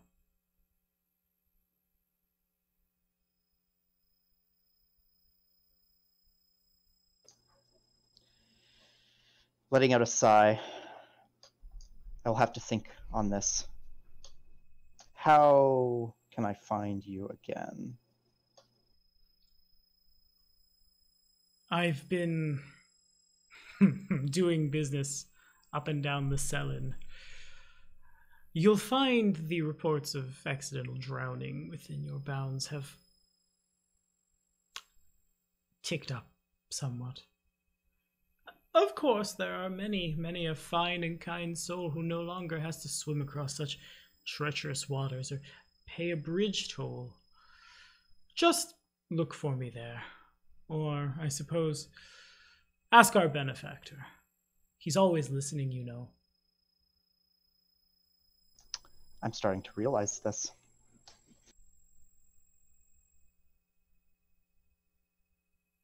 Cato does 2 taps on his crown and reestablishes the illusion.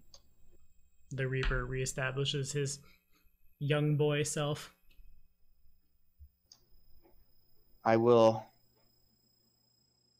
consider your offer seriously. Very good. Wait, no, I'm no longer this. All right, cool. Sounds great.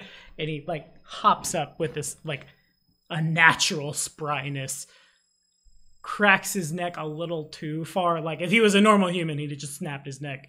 He seems fine. Shrugs.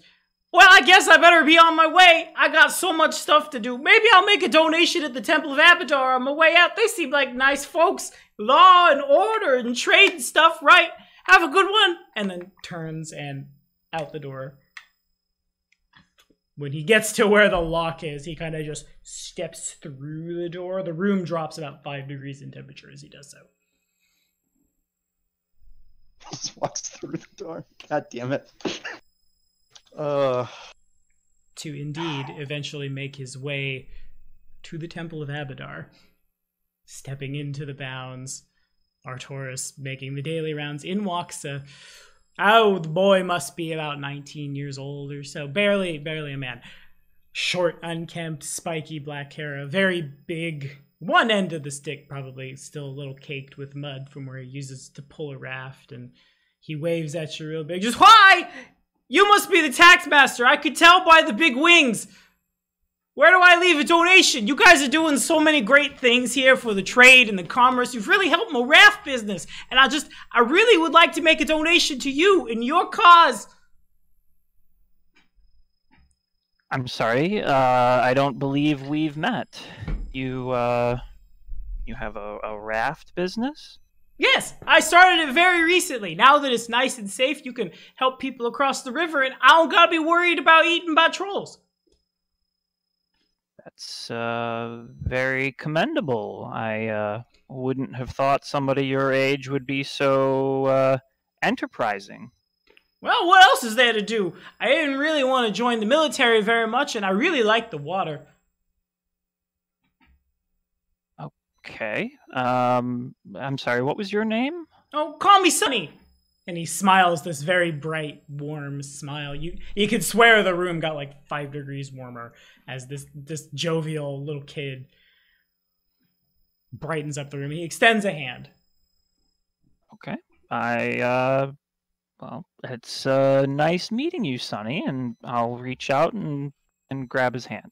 Oh, you feel almost like a suit of armor. Are you even people? Huh. That's real weird. And he pulls like 10 gold out of his pocket and throws it in the collection plate. Anyway, is there like forms I need to fill out or paperwork? I'm worried I might be conducting business illegally or against your wishes. And so I wanted to stop by and make sure everything was above the board. Well, that's, again, rather responsible for someone your age. I appreciate you bringing it to my attention. Where exactly did you say you were running the ferry? Oh, up and down the Selin River from here to... Oh, I don't dare cross the border into Restov, what with the recent troubles and things, but Of course. I mainly go around there. Sometimes I go around the other rivers for fun.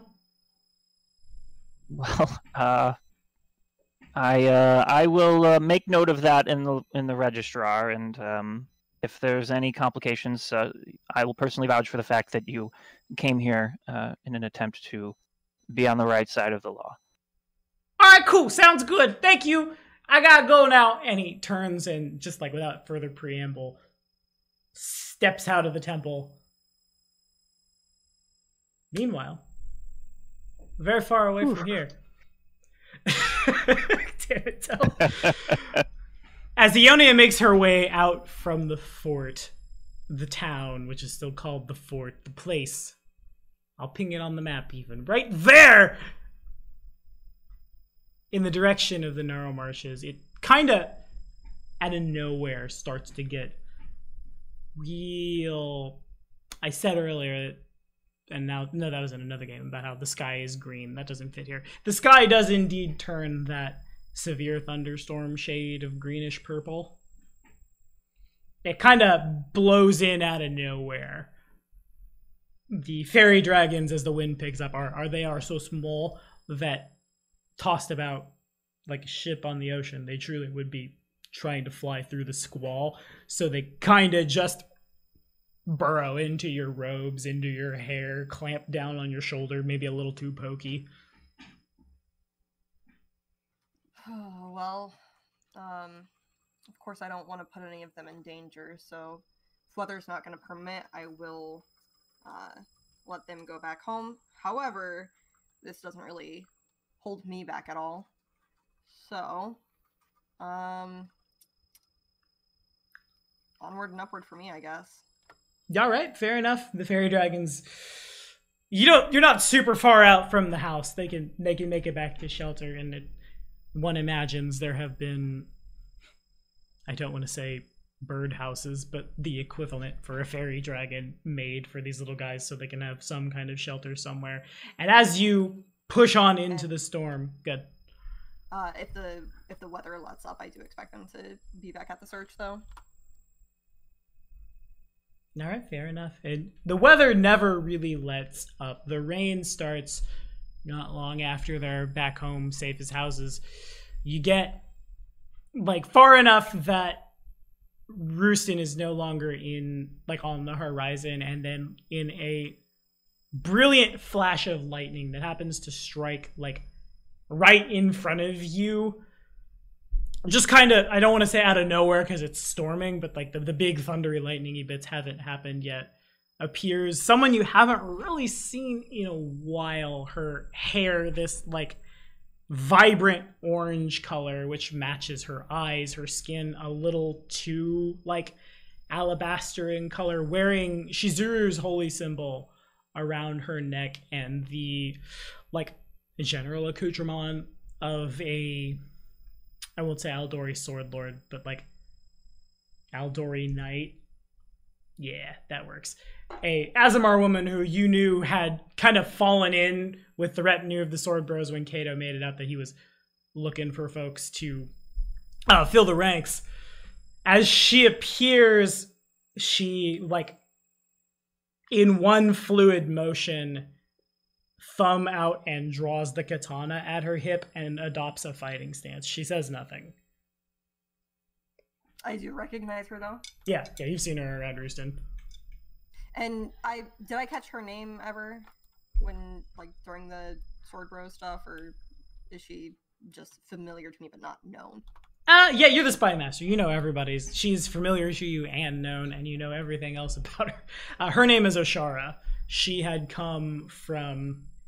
She was one of the ones from Restov who'd made her way down the kind of top of her class, partially because of just divine grace and luck being an Azamar, and partially for indeed the raw talent that she possesses.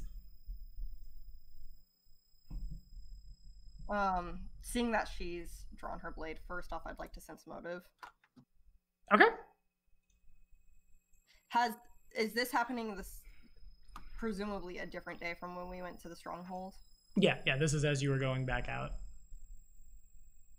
Okay, just want to make sure I have all my numbers right. So with sudden insight. So it's a weird contradiction, right? As you try to figure out what the heck is going on. She obviously means you harm, but she's not a threat. More like as if she were testing you or challenging you or something along those lines. She's not saying anything, and her face is just kind of this blank mask, almost like trance-like in nature, as she has transitioned into, I guess I'll say transitioned into battle mode. She's not really thinking about anything but where her sword needs to go next. I will draw my katana as well, and I'll say to her, Oshara, I didn't expect to see you out here. She appears behind you, and with a flick of her wrist, you are disarmed. The katana kind of like clatters to the ground. Let's talk! Pick it up!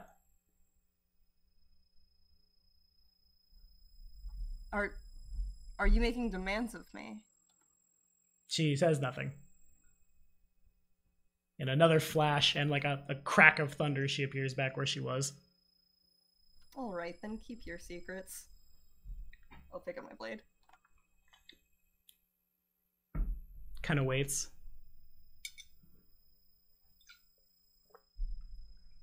I'm guessing she wants me to make the first move then? That would seem to make sense. Would it make sense for me to use my pre-retraining sheet? Maybe, probably, yeah. Just give me a second for that to load. Ooh, I see what's going on here. Oh, I don't have the katana on my sheet. Yeah, you can just make like an attack roll.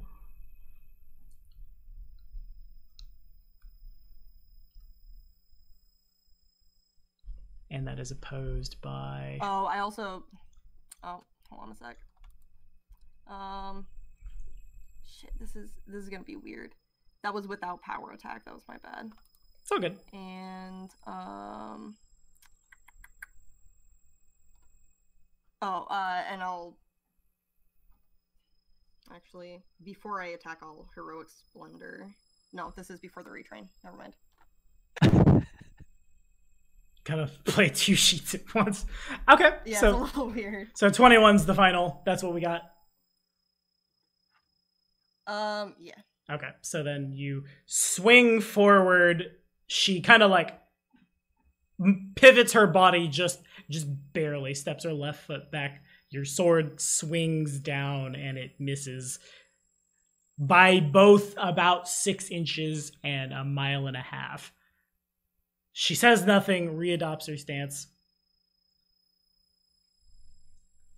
I imagine at this point Minoru's probably trying to get involved, and I'll kind of put my hand out to motion to him to stop. And I will try again. And this one's even worse. Like, the motion to get Minoru to stop, bring the blade up, she just kind of leans back. Your strike connects with nothing but air. Well, this is embarrassing. She holds up one finger. She like takes a hand off her katana, holds up one finger, and then back into a stance.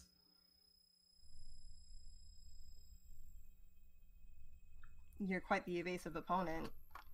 And I'll try again. Oops, that was the wrong one.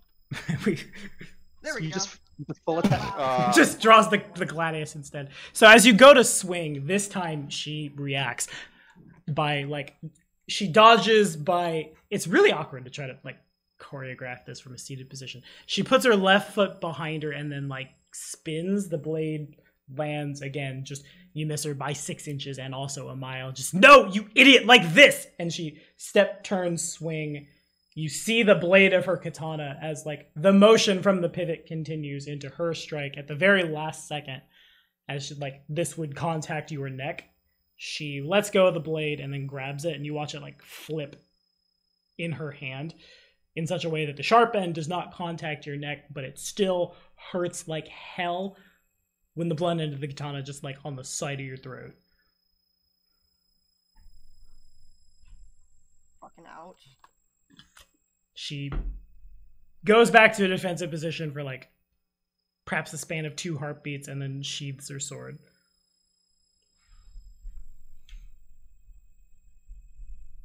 I'll kind of catching my breath and my hand on my neck, sheath my weapon as well.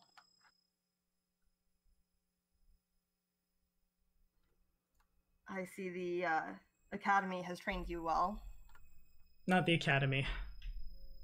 My teachers are the Empress and a mutual Stormy friend. What knowledge would it be to know who the fuck the Empress is? Religion.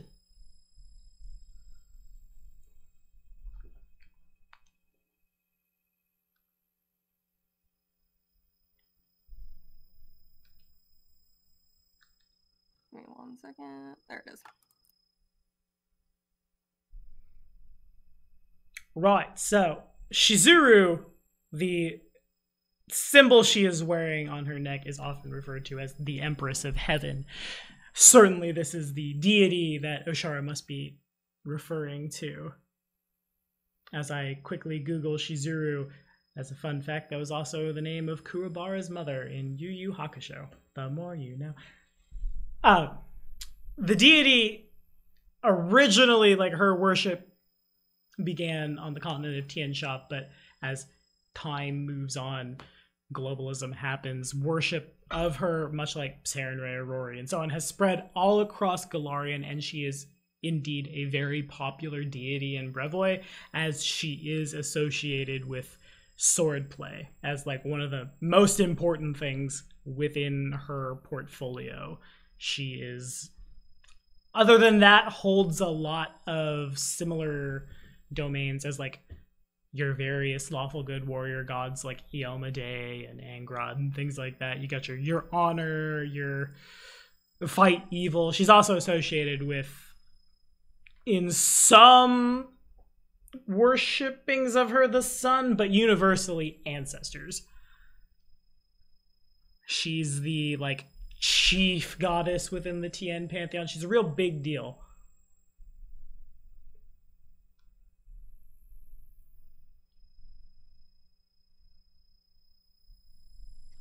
Give me a second to process that. That was a lot. I will say to her, you trained under the Empress herself. Close enough. It's very intriguing.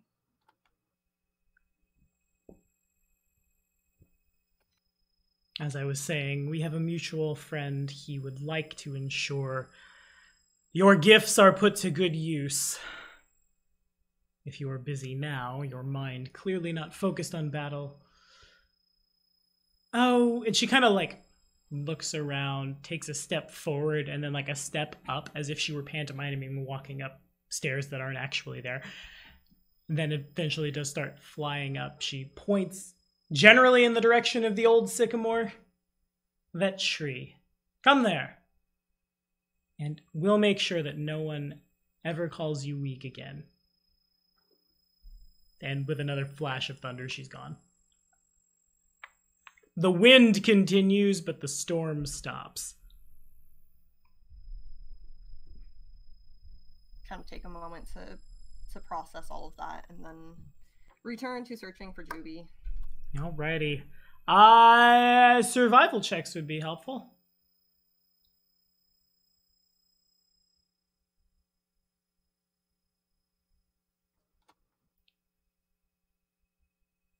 actually, around this time, during all the intervening everything that has happened, the Unholy has been taken to its home, and the Stag Queen of the... I don't know what to call it. The Stag Queen of the Gnarl Marshes catches up with you if Senya would like to be helpful as well. Aw, thanks. Yeah. What do Nora we use? Survival checks? Yeah. Can the Nora use perception to track by scent? Survival to track by scent with a +8, I think.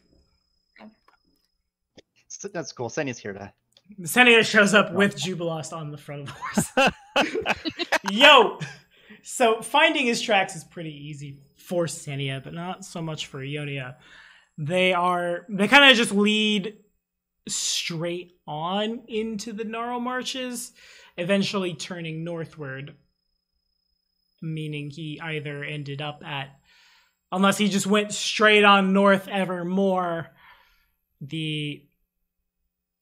I suppose the next question would be, do you want to follow the tracks when you find them? Yeah. Okay. For the time being, yes. So they end up cutting this way, and it becomes eventually very obvious. They go straight to the Temple of the Elk. Oh, well done. So Think twice for Jubilost. we will follow those tracks to the temple then. You eventually come to... You hear it before you see it. The sounds of, like, sylvan creatures. Fairy tale creatures of all shapes and sizes. Just, like, in Sylvan, spouting off a bunch of random questions at the top of their voice, followed by, "Enough! I cannot answer all of you all at once. You! What was your name? Wiggles?" And this weird, like, caterpillar thing comes up on on its very back set of legs, wiggles a little, and in Sylvan just, "Yes! Tell me more about the 6th Army of Exploration, please." "Ah, yes, I'm so glad you asked. Well, you see, the humans, they have very far south from here, there's a place called Taldor." "What's a Taldor?" We're getting to that, please. "It's a place where humans live. Do you understand that much?" "Okay, good." "And they wanted more things, and so they sent, armies to explore for them." "But that doesn't make sense. Armies do killing." Yes, that is true. They could do 2 things. Killing and exploring. Sometimes killing, sometimes exploring. Does everyone understand? And they kind of all, like, chant along in Sylvan. He's speaking common at them. They're firing back in Sylvan. Killing and exploring. Good, very good. Yes, you understand 2 whole things. But you see, one whole thing that they were not so good at was killing centaurs. And he holds out his, like, "This is where you turn," and he sees the pair of you, but doesn't say a word as you walk in on, like, Galarian History 101, it seems. He spreads his fingers really wide, meshes them together. They clashed, and the Army of Exploration was destroyed. And before you say, "No, you..." And the big eruption in Sylvan. "Enough! You cannot just say you're sorry and everyone comes back from the dead. That doesn't make any sense. This is not the first world." In any case, if there will be no further questions, I think we should adjourn class for the day. Yes, indeed. Come back tomorrow and we'll learn about, what even could we... Do you want to talk about ancient Thassilon? That could be fun. And they start, like, flying off in Sylvan and just, "Dismissed!" And off they go. The back from the audience. The back wall of the cave has been not replaced, but, like, there's a lot of chalk drawings of, like, simple maps of Avestan and, like, drawings of lines and things where he's doing his best to teach these little bastards how Galarian works. I suppose you're here to... Hello. Hello. It's good to see you. Interesting place to set up shop. No, it's nice and safe, you see. There's no, And Perlavash illusions a very sad-looking Pagwampi, just, like, big frowny face, its eyes replaced with, like, running emoji rivulets of tears. You understand. Well, I suppose old Deadeye won't take issue with teaching the ways of the world. Someone needs to. They're here to stay unless you plan on opening a gate to the first world. In the interim, I will do my utmost to ensure that they... I suppose you're worried about me, yes? A bit. Okay, one moment. And he reaches down to like a bucket of water, grabs a strand of his hair, and like scrubs frantically until some of the black dye comes off, revealing, as I hold up my own blue hair, about that color. It's fine. We're not bleached. I just can't condone living in a city where we're, you know, Perlavash whimpers in Draconic and like ducks under like Jubilust's backpack, which is up against the wall. Instead, I come here, a place where presumably agents of law and order will not come trifling, and here we are. Understandable. I was none too pleased myself. The issue is attempting to be resolved. Now, you know, on that note, I had some thoughts about how one might resolve the situation. Have we considered hanging the Hell Knight? Please? I have. Okay, good. How long before your coup? Well, for the time being, we do need to try to make things work between, well, ourselves and Megaris and his men. Nods. I was worried when you left without saying anything, given the situation. I suppose that's fair. I did kind of leave without warning. You see, when they go crucifying people, one gets worried about their own wrists, hands. He kind of like winces at he looks a little too intently at his right palm and then closes his hand and winces. It seems quite painful, you see. Oh, I understand. Cato has assured me that it was just. He's assured me that none of us have anything to worry about. We'll see how true that ends up being. In the meantime, just let me know before you go trouncing off into the woods. He nods. Shall do. Am I to pay some hefty fine with the Church of Abadar then? I realize I may have missed a couple of important events, as I've taken a sabbatical to have a new job. As I've contradicted myself, it seems. I'm not here on official business. I'm here as a friend. He smiles, nods. Though Artoris and Cato may feel differently. The smile kind of melts away. Nods again. Well, I suppose that is what that is, isn't it? It is, and I'm glad that you decided, despite the things that have transpired in the town, in our capital town, I am glad that you have decided to stay on and help the First World make a transition to integrate, and I'm glad that you've chosen this place. No, my dear, where would I go? I suppose I could cross the border, and that an unknown entity of your court has wandered into enemy territory. I prefer the crucifixion, if I'm honest. Perhaps the Tiger Lords could do with a teller of tales, singer of songs. I'm not so good with the great swords, you see, though. May put a damper on things.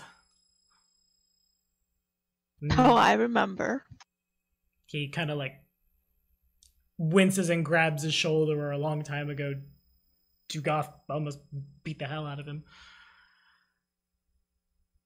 failing that, this seems to be the safest place. At least for Senya now. nods, and well, I will ensure that it remains that way. This is, after all, a sanctuary for those that wish to practice Aristotelian faith and others of like minds. He nods. Well, if there's anything further I can do for... Oh, I'm sorry. As like you turn and he turns, and you hear the sound is not unlike someone dragging wind chimes across a xylophone. God, that just feels discordant even as I say it. I suddenly can feel my own teeth. But a little sprite with just this brilliant tuft of pink hair swirled up like a McDonald's ice cream cone, a little teeny tiny rapier, essentially a needle to your eyes, comes flying up. Just, Master Jubilost, I had a question momentarily, please, if you please, as he mimics the clapping that's been going on, and Jubilost just like pinches his nose. Yes, little one. What is it? Well, you see, I. And then the creature turns and sees Ione and Senya, and the pink hair kind of like whooshes a little as the bright blue aura the sprite's putting out turns to like this deep yellow color, and then they fly off into the Dark Marches with a very, very loud "Hey!" and then just like, and they're gone. I don't suppose Kato's been hanging other sprites, has he? None that I'm aware of. No, I believe that we've only had the one incident. Jubilost nods. And we are working on ensuring that it is the only one, that we put into place rules and laws to govern everything in these lands. Nods again. If you don't mind my asking, who is your friend? Oh, that's Leary. He's do I call him top student? He's taken by Clap, and have I always been this annoying? I feel like if Kalira was still with us, she would say yes. So I will. He kind of like quickly makes Calistria's holy symbol over his chest, and like, may she rest in anywhere but here. I guess top student is good enough. Very astute, pays a lot of attention to my history lessons, and he's not horrible with the blade, all things considered. The name What? one more time. Can you spell that? Oh, I'll put it in private, don't you worry. As he runs back to the chalkboard and...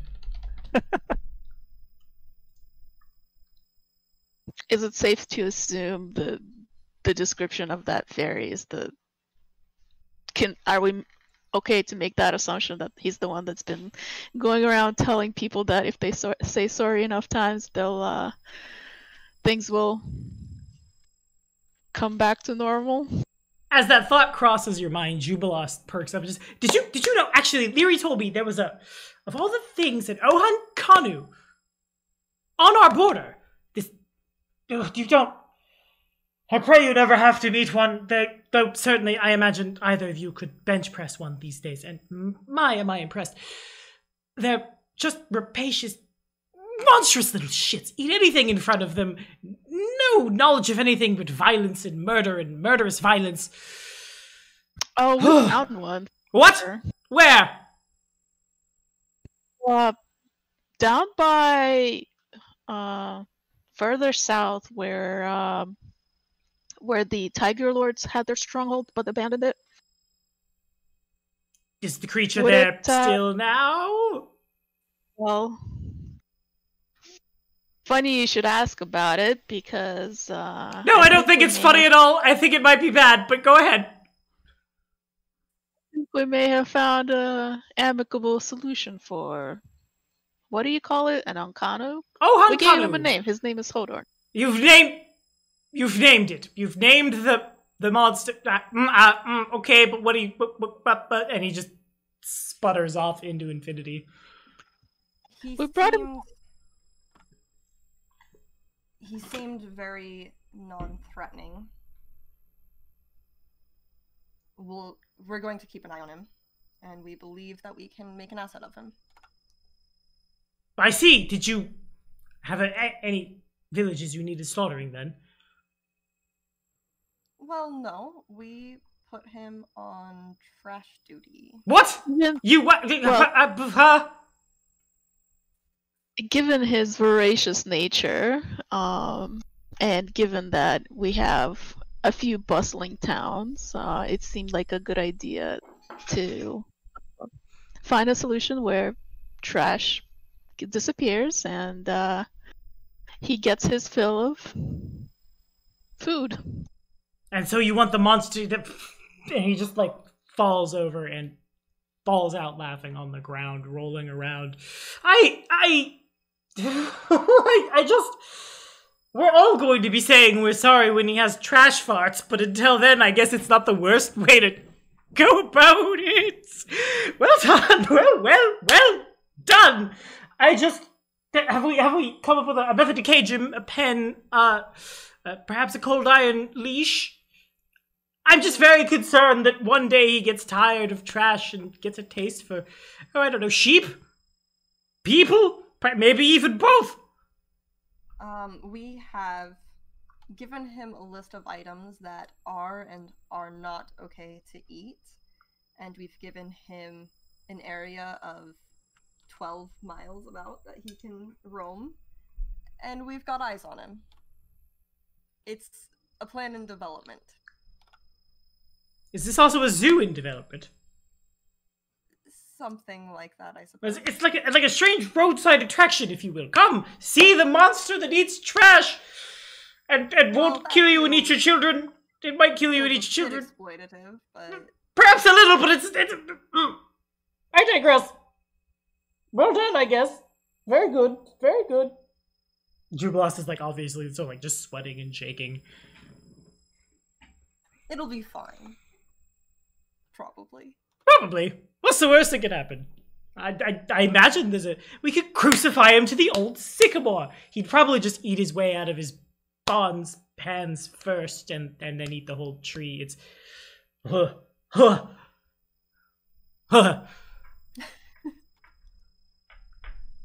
Oh, I've missed you. Giant sausages! The trash is being eaten by a sausage monster, but I've missed you as well. And he runs forward, hugs again. Juby and Ionia, anytime they go more than like 3 hours without seeing each other. Well, we live in a world where casters like to teleport in and make everyone die a lot, so yes, indeed. That's true.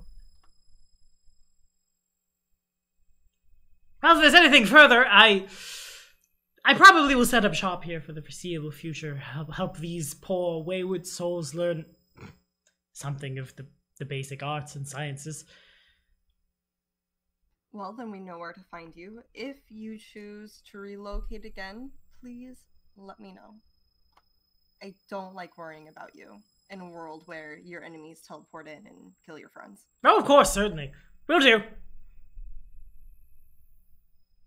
As you guys, continue to have that conversation, Perlavesh comes flying down. Perlavesh, my dear boy, would you mind, do you know what an Ohan Kanu is, little one? And Perlavesh nods fearfully. Go find where that is, get an accurate assessment of that, and then mark it down somewhere so we never go there ever for any reason unless we're too drunk one night and feel brave. Do you understand? And Perlavesh nods and out into the tree line. I could just tell you where he is. Right, that isn't a thing we could do. Words talking. But your way's more fun, so you know. Someone's got to make sure Perlavesh gets his cardio. Well then, I believe that concludes our business. It seems like you're doing good work out here. Keep up that good work. He nods. And once we're, I don't know, like a good ways out of earshot, we did have the other fairy dragons ended up coming out after the storm broke, right? Yeah, eventually they catch up. It's been a couple days. I'd like to kind of gather like a group of them, maybe like 4. They And land I'm in going to diamond describe- formation in front of you. we'll describe Lyrie to them. And I want you to keep a very close eye on him and report to me if he does anything suspicious or mentions liches, cyclops, vortici, anything of that nature. They stand up on their hind legs and all salute as one, and then in perfect V formation.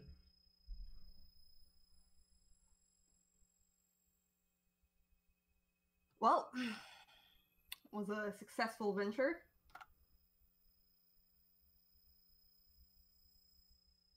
A couple more days pass, everybody reconvenes back in town.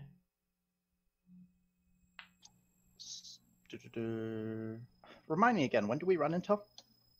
15 minutes. 15 minutes. I wasn't sure if it was an hour and 15 or 15. We successfully avoided going into Restov for one more session. I prepped that encounter for, that means I get another week to prep that encounter. Fuck yeah. That's It good. just got harder. Because now I need, it just got harder. Just like the Vortici fight. Oh, you gave me a whole another week to plan the fight. Okay, now I'm going to put a haunt in there. Boom.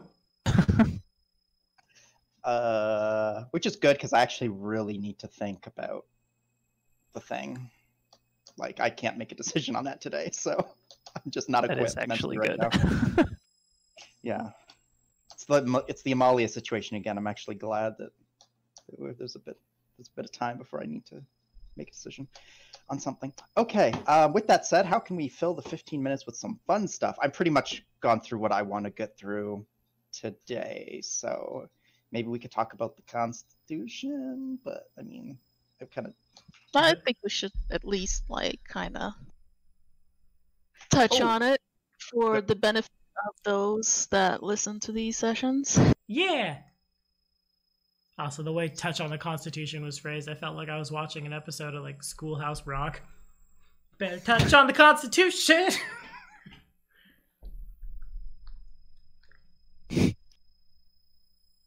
Well, All right, good talk, guys. Mhm. It's been successfully touched on. Well done. I did want to... I don't know if we have time for this. Might just save it till next week as well. Yeah, I'm gonna save. This might drag something I want to do, but it's gonna drag out. I feel like so. I don't want to run us over time. So I'm gonna park everything for Cato right now. So it's that awkward, 12 minutes left. Not really sure if I want to jump into something. Any hexes we want to quickly? Do you want to quickly do some exploration? Could do that. This one maybe? Oh yeah, let's Kind of in the middle of. Can we- Oh wait, no, that one's explored. yeah. Is These it dots already? are so small. That was your What about last. this one? Is this one explored? No. It Let's should do this be. one. I would Right. think it would be, but it Y'all doesn't y'all seem went to. that way when you fought the Rusalka. Where'd that dot go? More dots. Dots? Need more dots. Well, no, it's because we were on the tower and then we came down. Oh, that's right. I Begone, don't dot. even think we got. We actually didn't do that one. There's this one So- here in the middle. We have one unexplored hex in a circle of explored hex. What the hell were we doing, guys? What's Yeah, let's wrong do with this y'all? hex. All right, there's nothing. Oh, there. did we get this one? All right, Yeah. you're about to. I assume there's Okay. nothing there. Hang on, let me open up a old PDF. I need to get somewhere on Reddit. I'm sure exists an entire map of the Stolen Lands like what you guys are looking at, but with the encounters on it. I also fervently wish Paizo would go back and release all of the APs on Roll20 as things you could buy, because I would snap that shit up in a heartbeat.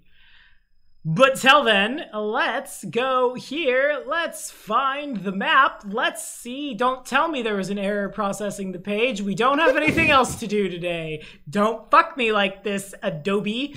God damn it. I'm gonna reopen the thing and then we'll see. I'm vamping for time. Here we go. Vorticai appears. Rope for... He doesn't. No, we're done with that. That won't happen anymore. He's dead. Why does it not want to open that fucking... Okay, there, we got it. It opens. The plains roll on into hills, and indeed they are both. Nothing there. Well, Ooh. good talk I'll to take everyone. up plenty of time. What marvelous hills they are, though. They probably are real nice. Yeah. Question, guys, because we need to come to a decision. Right here, we said we were going to build a settlement. What are we going to call it? New name for our northernmost settlement. I wish it was one tile over so we could name it after Bakken's hut. No. Bakinson! We built a city on top of where Bakken's hut is. Call it fucking Bakkensville. No. I don't like that. No. Veto. It's way too many small Olegland. towns. Olegland! Okay. We've got Rooston, we've got Thornburg, we've got Abadar's Rest, we've got the Sootscale Estates, we've got Nettles Crossing. I think we're just going to keep Nettles Crossing. I think that's fine. Yeah, I think that's a good name for a town. That sounds fine, especially it's on a crossing. But then we have, let's call it Plainsville. You could call it first town to be razed to the ground when Restov invades. Kind of long, though. Call it foreshadowing. Foreshadowing. No. Foreshadowing? Yeah. Guys, serious. We need a name in 10 minutes. A real name. Go into a generator. To the generator! Fire up the generator, quickly! Put our fate into a generator's hands. No! Well, no, just for inspiration. All right, what do I got here?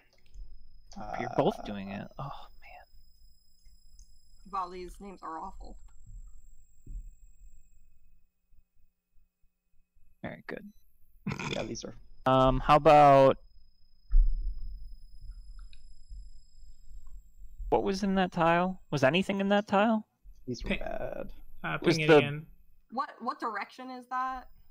Was this the one with the, like, bushes and the spiders? No, that was like down here, I believe. Okay. That was an open tile. Bakken's hut was over here. Shoot. Yeah, I think there's this one. the blank slate. This was the one with the spiders. That's my Bakken's. And then there was the gold vein, and no, this was Nothing completely town. empty. I Yeah. always forget what's directionally from Rooston. Which direction is this? That is east, and I hate it. That can't be. No, hold on. There's No. Yeah, that can't be right. so like that's it. north is this way, so that's east. But also, if I go look at my map of the inner sea that's hanging Yeah. behind me, this is north. So enough of this bull mess. This is north forever and ever.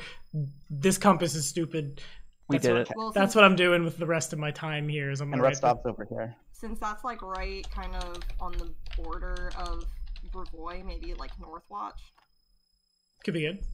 Yeah, like Northwatch by the Wasn't sea. that a name of a town in Oblivion? Is it? That's If it is, Kvatch? bonus points. No, not Kvatch. Northwatch. Northwatch. I actually like Northwatch. I like Northwatch too. Okay. Northwatch Keep gonna in double- Skyrim. I mean- yeah, okay. we're- I liked it regardless of any Elder Scrolls we- reference, but yeah. we are building a garrison there too, and a watchtower. So Northwatch is Yeah. is Seems pretty good. sick. All right, make it so. Make Right on it that- so. Right on that road, probably like at the tip where it hits the road reaches the northernmost point is where we would build the Yeah. Yeah. Northwatch. Love it. How come our road broke to Abadar's? There was a huge Rest and- earthquake and everything shifted. Yes. Abadar is displeased. Oh, that's right. It All of our shifted. bridges are like on land now instead of on the rivers. They're land That's bridges. the whole thing. Yeah. Somebody grabbed the map and shifted it Oh, there really was an earthquake. I get it now. I understood that reference. It was me. I'm the earthquake. Can we like do our towns in a different color so they stand out a little more? No. Yeah. Oh, okay. I think our town should be gold, and other things should be like not I mean gold. that's a lot more to change if we do it that way. But I like gold for our towns.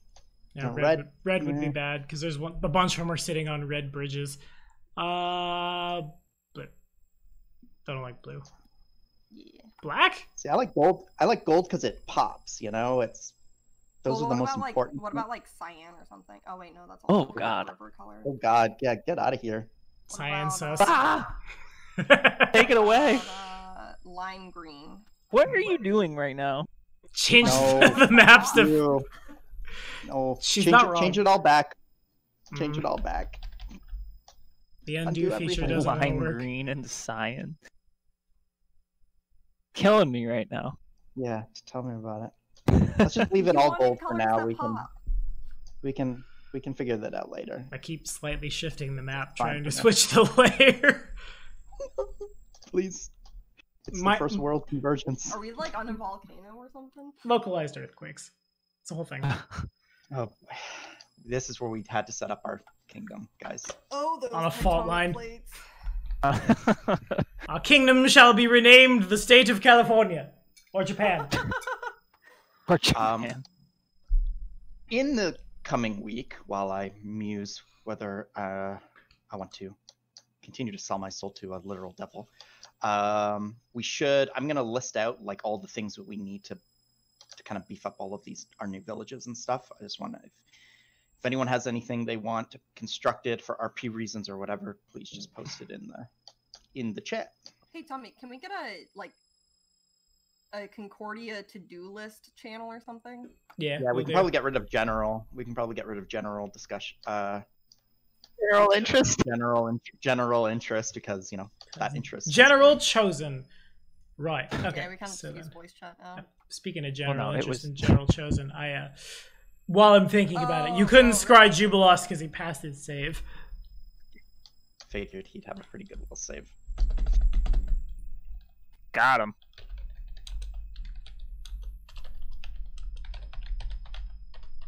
Got him indeed. Cordia edition. Boom. There we go. Tool Time Concordia edition has been made a channel. Nice. And Well, then what I'll a just- nice session. Oh, The that- youth of Concordia out there being businessmen, seeing economic needs and filling them, reporting their taxes, brings joy to my heart. Good. I'm so glad you enjoyed that. I think we all enjoyed that. Well, any final thoughts? Anything anybody wants to do with the last couple minutes before we seal this one up then? Hey, Ionia, you want to spar? I mean, I was using just my melee roll. When I'm actually wielding a weapon, I do much better. Shut up. Okay. I was just offering if you want to get a little practice in because it looked like you might have needed it. A little rusty. Peacetime has made you soft. As it so often does. Quick, declare war on someone. Not yet. Soon. Soon. Soon. Not ready. Still need to do a few more RP things before we Ah. dive headlong into death time. and danger. Tool Time Concordia edition is primed and ready. Nice. Minus Thanks, Tommy. a gift that I will leave in there that we will all forget what was about. But it's still pretty because fireworks. That's not too. It's not too bad. Yeah. It's pretty respectable. Well, yeah, fair enough. If we don't have anything else for this one, I might go ahead and seal this one up a couple minutes on the early side.